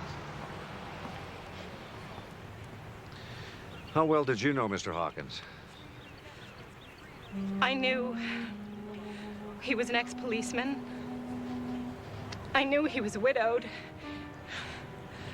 And I knew he was what, being from Arizona, I call a cactus pear. Tough exterior, pure mush on the inside. Dave Hawkins cheated at gin rummy. What more do you need to know? He did not. Just because you couldn't beat him, Jimmy, didn't make the man a card cheat.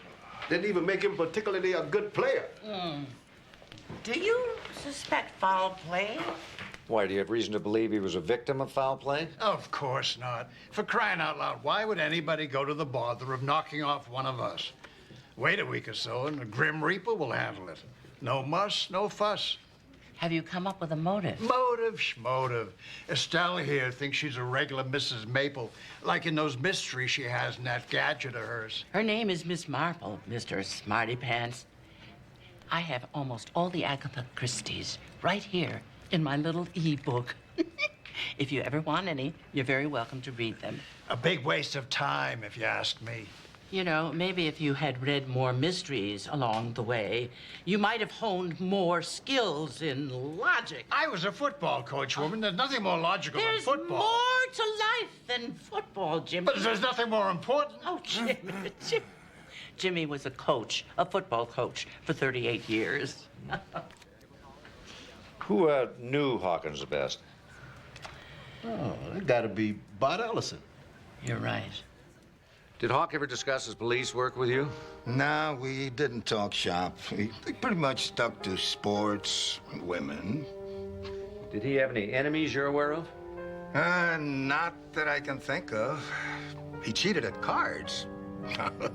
Around these parts, that made him a paragon of virtue. Boy, I hope that garbage strike is over soon. Things are piling up all over the place. Don't remind me, we'll make a trip out to the dump this weekend. Did you finish the autopsy on Dave Hawkins? Yes, I did, and he definitely drowned. As for the bump on the back of the head, I'd have to say he slipped in the bathtub. No, I don't believe it. Is there some rule that old cops can't slip on porcelain? There's no sign of battery, no cuts, no bruises, no nothing. Look, it's not just that he wouldn't have rushed me over there to scrub his back. I looked at the towel in his bathroom. It was wet. So he washed already. Exactly. And nobody takes 2 baths in one morning. Ah, the answer to a girl's prayers. She means the ribs. I knew that. It's always the ribs. That's why I carry him around. What is all this? Hawkins' files. I stopped off downtown and got a list of all the cases he took with him when he retired. If I know one that's missing, it might just point me in the right direction. Kind of early for ribs for me. Let me see the list. Thanks. Ryder Fur Company. No, I worked on that one. Jensen Jewel. Uh-huh. P&A train robbery? Your friend was looking for Jesse James? Now, he was old. I haven't seen anything in here about train robbery. You familiar with the case? Doesn't ring any bells. Well, maybe it was before your time. I thought train robberies were before my time. Oh, Mark. I think I got it.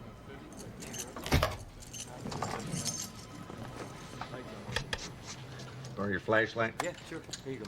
Thanks. I'll be right out here.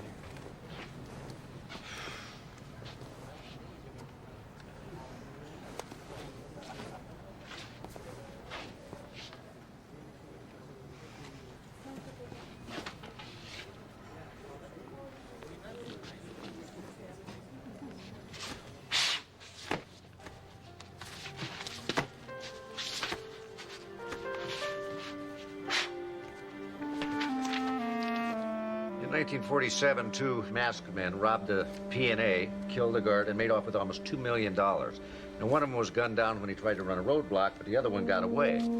The guard was able to give a description before he died. And you want to know what he looked like today? Can do. Can try. All right, scan him in. Okay, now keep in mind, a lot of this is guesswork. A lot of things can happen to a face. Should have seen my face 50 years ago, not a wrinkle. Okay, now we'll take in the cheeks a little bit. And then bushy up the eyebrows a little.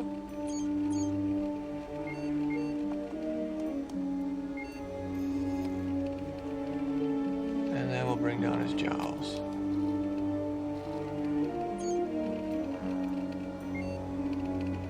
And of course, well, we have no way of knowing whether or not he kept his hair.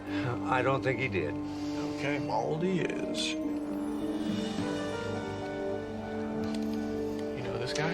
Yep. Good boy.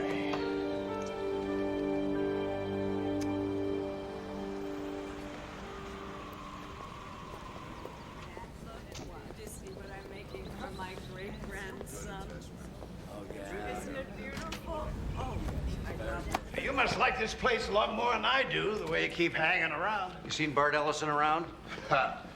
You're too late. Well, he's gone? Well, that's one way of putting it.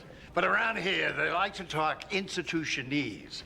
Nobody ever just drops dead or kicks the bucket. What? Here at the home, we prefer to say that the dearly beloved passed over to the other side. Or he's gone to his final resting place. Or gone to meet his maker. I love that one. Makes God sound like Geppetto. You're telling me he's dead?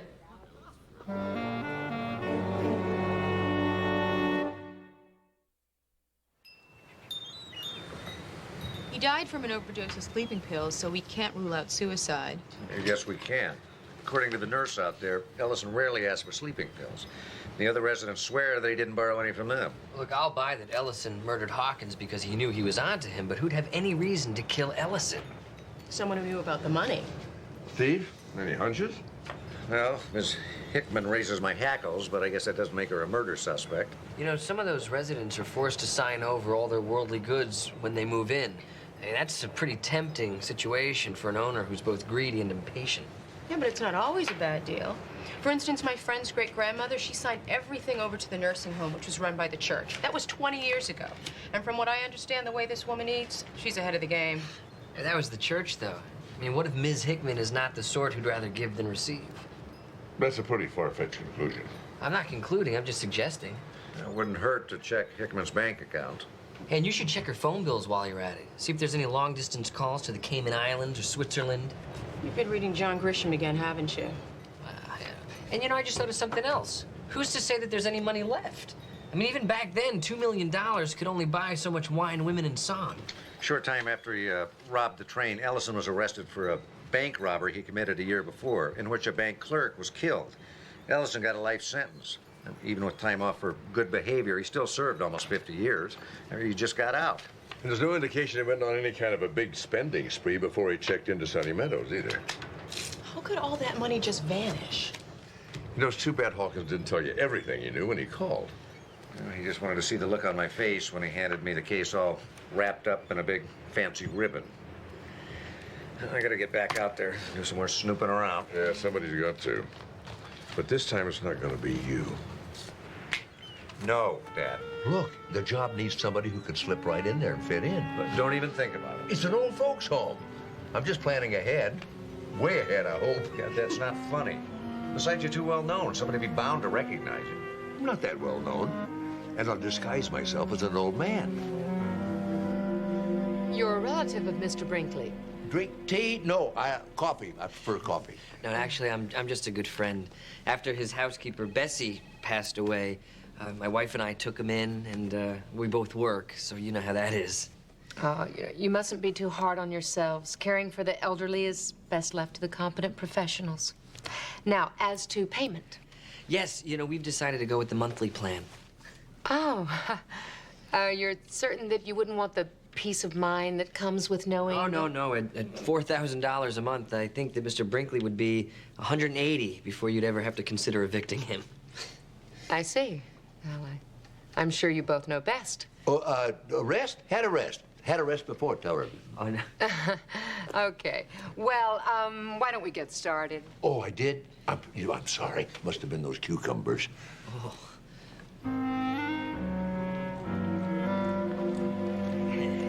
Real nice. Planning to clean behind it, Miss Crane? Oh, Miss Hickman wants all of Bart's personal items cleared out of the room. We have a new resident. Here he is, our new boy, Mr. Brinkley. Welcome. Mr. Brinkley, I hope you'll be very happy here. We can never have too many handsome men around. Oh, I bet he heard that one okay. Oh.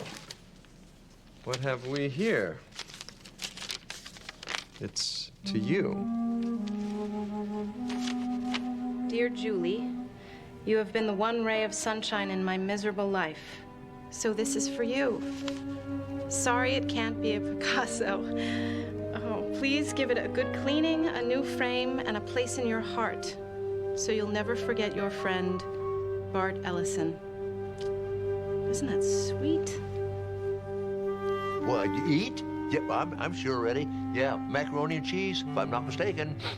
Yep. Swinburne's. How'd you come up with this place? Once my dad found out that Ellison went somewhere in a cab the day he died, it was no trick to find out where he'd gone. You really think he bought $2 million worth of antiques? We'll soon find out.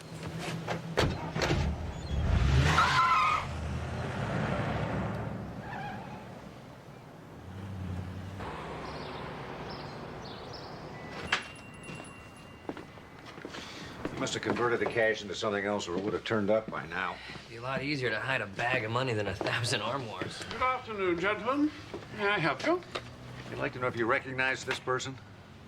Might I ask what he's done? He's died. Oh, what a shame.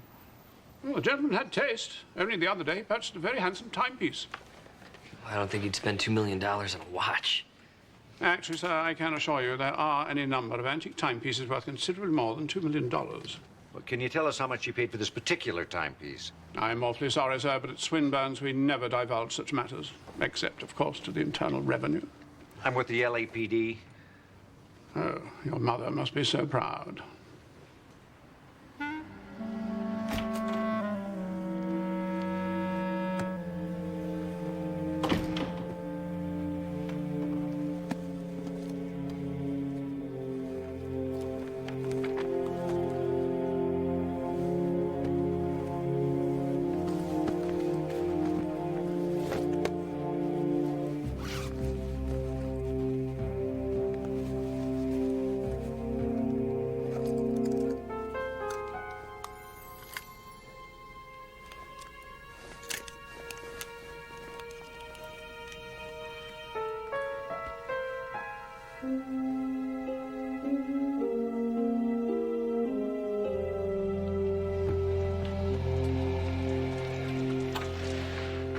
Oh, redecorating?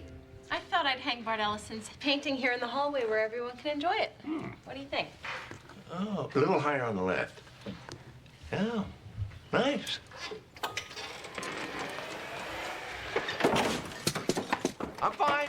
Everything's just fine. I want you to tell everyone how you feel. Yeah. Go ahead, come on. Well, I mean, you know, I only first met him 3 weeks ago. What are you watching? Oh, crapola. That fellow with the little piggy eyes is married to the lady with the goiter. But he's really stuck on his brother-in-law. No. The lady with the goiter is his sister. He's married to his sister? Doesn't that make him his own brother-in-law? Wouldn't surprise me. Even football isn't what it used to be, with all that padding and all those sissy rules protecting the quarterbacks. They're turning the greatest game ever invented into a damn sewing bee. The way you two carry on, I'll bet you all those people are actors. You think they just went out and found an actress with a goiter the size of Wyoming? Oh, yeah, I bet she gets a lot of roles. You can't take these shows seriously. It's like the wrestling, right, Isaiah? Actually, it's a nice change. Seeing all these folks worse off than ourselves. What are you talking about? They're young. How could they be worse off? Old is bad. Stupid is just stupid.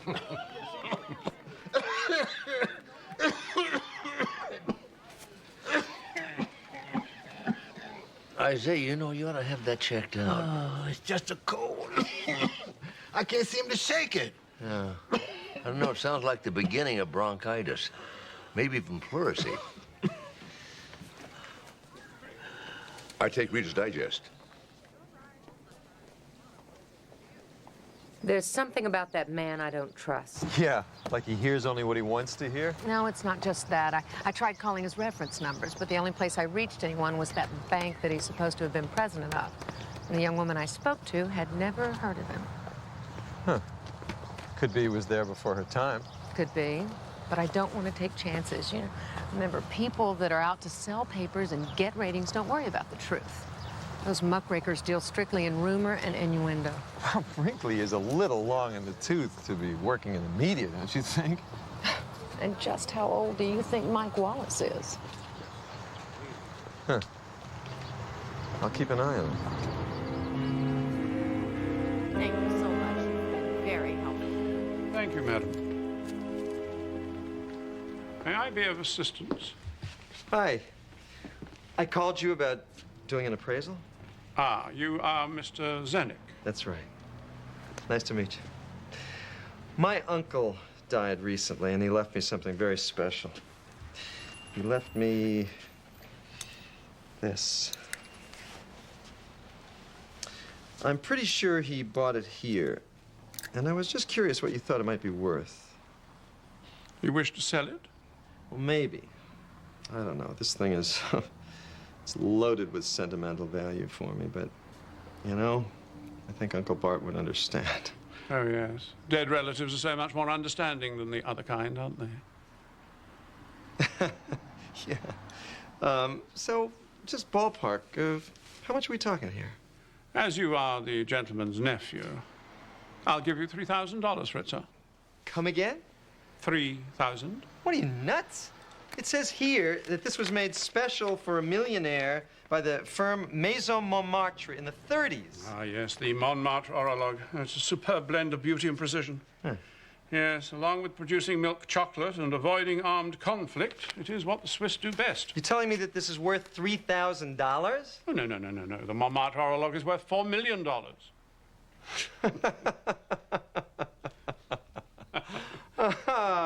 I knew it. Regrettably, sir, this is not the Orologue. This, as I explained to your dear departed uncle when he purchased it, is a very cunning copy.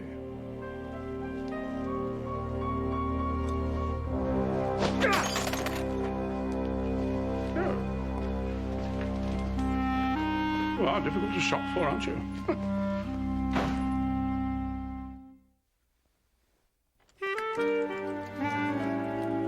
Well, listen, Bonnie Hickman's not the only suspicious character around here. I'm also keeping my eye on this guy, Todd Zennick. I'd sure like to have a look at his resume. What was that? No, nothing. Something's going on. I know you, Dad. I can tell when you're not telling me everything. Well, there's nothing to tell. Hey, I gotta go. Wait a minute, Dad. There's something I need to talk to you about. Hey, somebody's at the door. I gotta go. I thought it might be a good idea if Amanda... I can't talk about this now. Brinkley! Hold on. Just a minute. Daddy there? Come in. It's time for lunch. Oh, I'm not very hungry. We're having your favorite. Macaroni and cheese. What are we waiting for?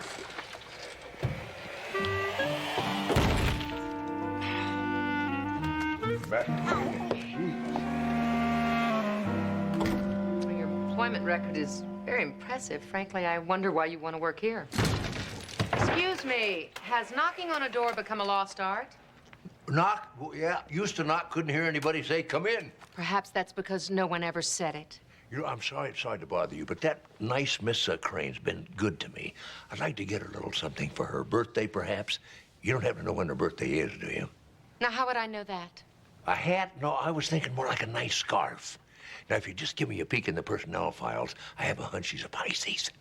Well, those files are confidential, and if you'll excuse me, I'm really quite busy. I could wait outside. No, thank you, Miss Reynolds. That won't be necessary. I'll come back a little later.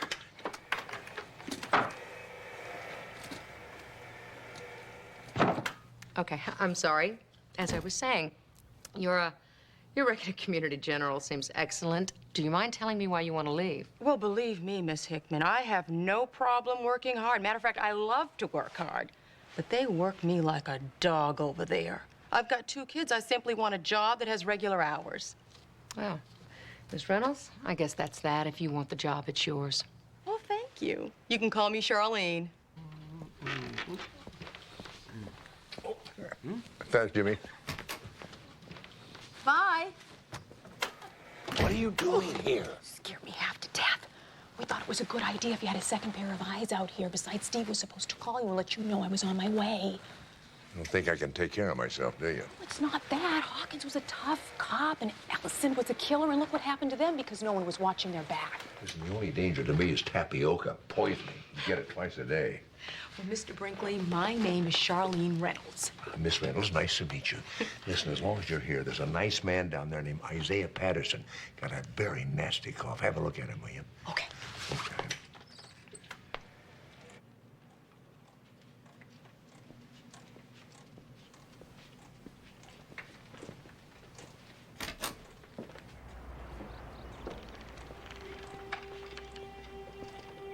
Mrs. Zennick, what are you doing here?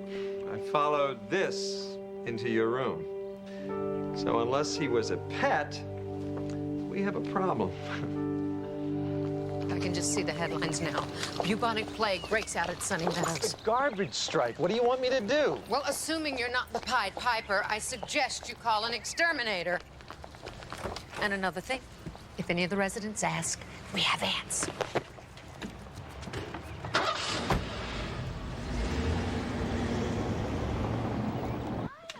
Stay bundled up, Mrs. Jackson. Oh, this is crazy. Whoever heard of fumigating at night? Well, it's probably just a trick so we all could sleep through breakfast and they'd save a few bucks. Shh, don't give them any ideas. Is all this for one little rat? Well, if you're speaking of Zenik, he's not so little. Are you okay, Isaiah? I'm fine. Well, you sound terrible. Yeah, I agree. Isaiah, you should be in bed. Let me see what I can do. Oh, it's a shame that sweet girl isn't in charge instead of that awful Zenik. Yeah, doesn't seem to be cut out for this kind of work, does he? Really makes you wonder what he's doing here.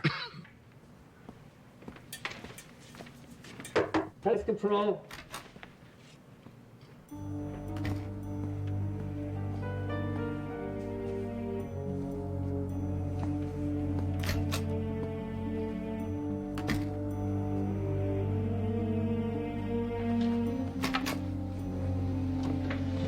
What do you think you're doing? I'm looking for rats. In Mr. Brinkley's drawers? Why aren't you in the social hall where you belong? You've got a bunch of elderly people huddled down there, cold and miserable. And I think Mr. Patterson needs medical attention. Oh, now you're a doctor. You don't have to be a doctor to know when somebody's sick. And why couldn't the fumigating have taken place in the morning? You know, Julie.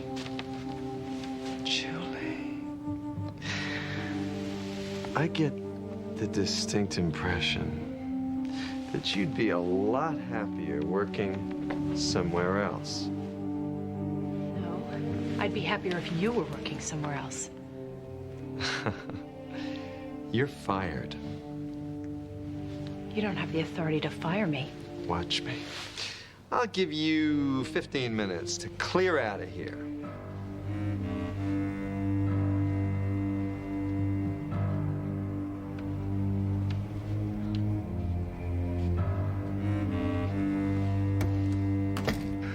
I want to get into Miss Hickman's office. Could you create some kind of a little disturbance in here? Why don't we just burn the place down? How about something a little less drastic? How about we set fire to the kitchen? It'd be a public service. How about you and I raising a little ruckus? Can you do that? Oh, why should tonight be different from any other night?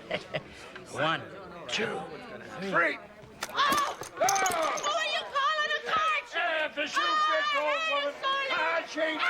Well, I just thought you'd want to know what's going on. Something's wrong, Miss Hickman. I don't know. I'll go see.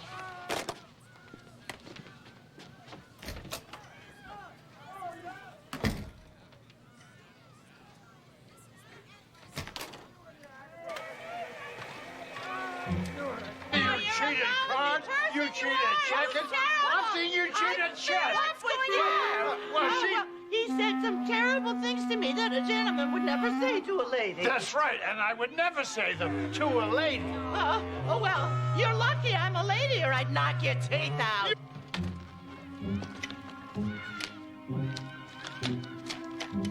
And after you take your teeth out, I'm going to crush them. Oh, you! Will you two knock it off? Please. And I thought I told you to leave.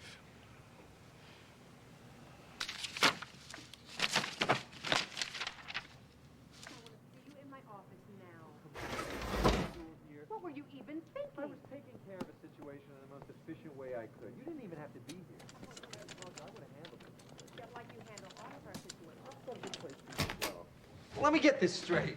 I find a dead rat. You tell me to call in a fumigator. I do, and now you're upset. I didn't tell you to do the job in the middle of the night. Oh, it's hardly the middle of the night. Well, it is to these people.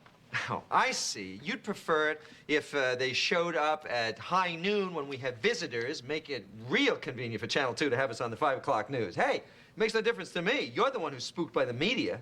Oh, you're enjoying this, aren't you? Not at all, Miss Hickman.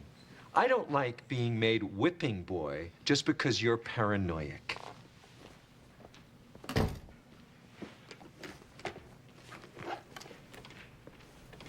Excuse me? What? Is it the invisible door? Doesn't anybody even see it? It's Isaiah. He's having some sort of attack.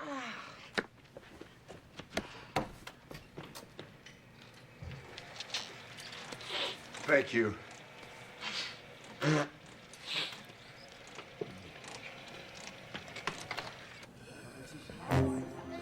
I've called 911. Mark, hurry. He's gonna need a trach. Go to the infirmary, see if you can find a scalpel. Okay, I think my medical bag is in my room. Hang in there, Isaiah.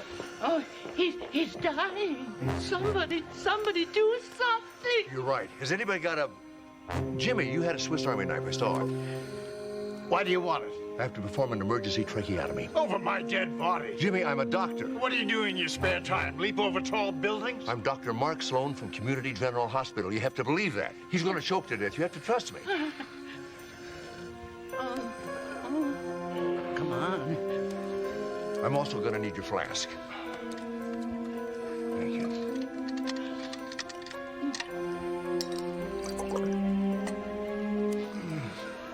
If he dies, there's nobody to blame but Jimmy Corley. All you did was try to save your friend. You did right. You did.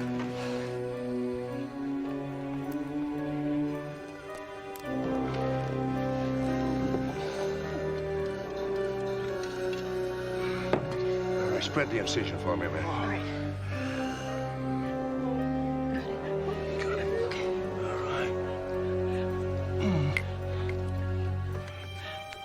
Oh no. Oh no. He is. Oh, he's going to be all right. He's going to be all right. Oh. Look at Jimmy. Good work, Mark.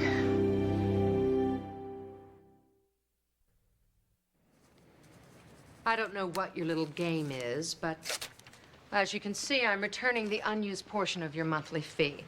Tell your bosses that my lawyers are on the alert. Now I want you out of here. We're not reporters. Oh, I see it's a hobby. You just can't help yourselves. You see a nursing home and you have to start snooping around. Get out now.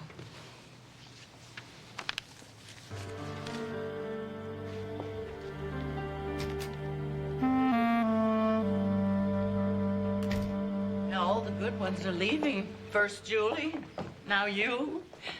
And Isaiah's in the hospital. Now, don't you worry about Isaiah. He's going to be fine. I don't see why you can't stick around. Who cares if Brinkley's not your real name? It's not like you're too young to move in with us old geezers. I'll geezer you. Well, you know, I'm just sorry I couldn't do what I came here to do. Oh, you were here for Isaiah. That's what matters, Doc. Without you, he'd have been a goner. Oh, baloney. A man that could have handled it fine. You're forgetting the only reason why I'm here is because you're here. Oh, you're not going to be here for the sweetheart dance. Oh, and now that you can walk, I was looking forward to a cha-cha. Estelle, believe me, you're not missing a thing. Oh. Never thought I'd say it, but I'm going to miss you, Doc. Well, there's nothing says I can't come and visit, is there? Oh, sure. People always say they're going to visit, but they hardly ever do.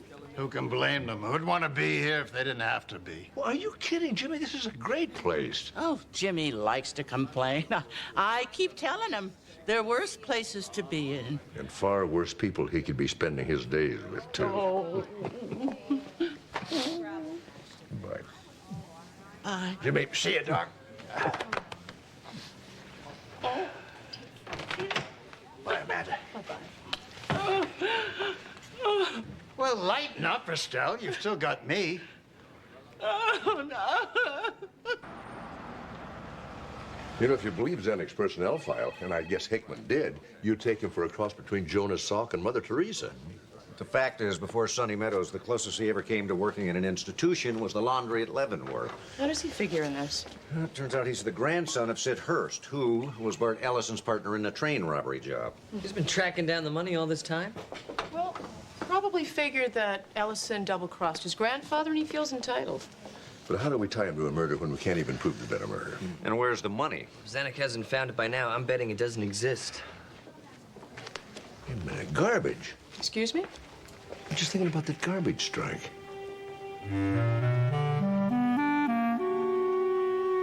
Need to. Hey, Zennick!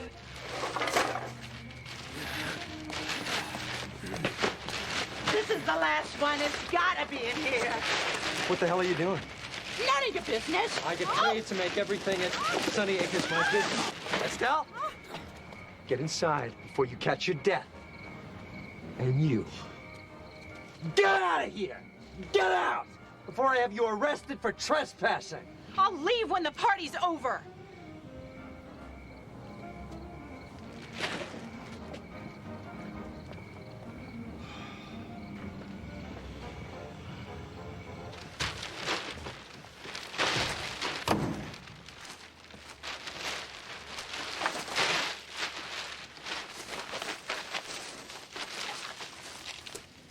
Gotcha!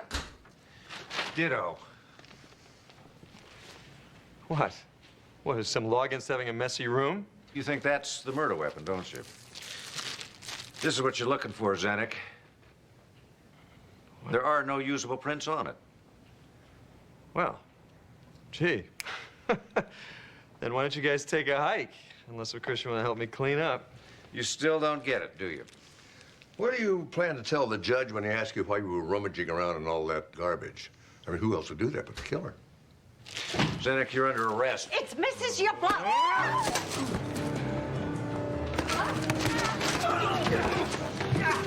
You all right? Kick ass! Right. Jimmy, no! You should have punted when you had the chance. Oh, Get out of my way. You all right, Jimmy? Oh, I'm fine. It's like Mr. Howard used to say. Hit him low, hit him hard. And if they get up, hit him again. Right, Estelle? Right, Jimmy! My imagination, you waiting for him down here. Oh, and no disrespect, but you and your son are a couple of kids. You don't send boys to do a man's job. You look at that. It looks like a Picasso.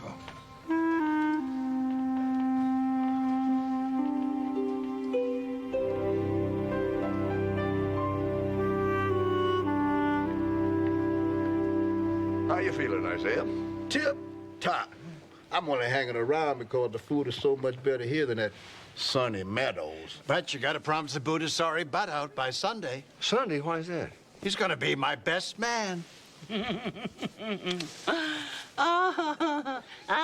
You're all invited, of course. Well, we'll be there with bells on. Congratulations, you two. Now I'm going to get that cha-cha.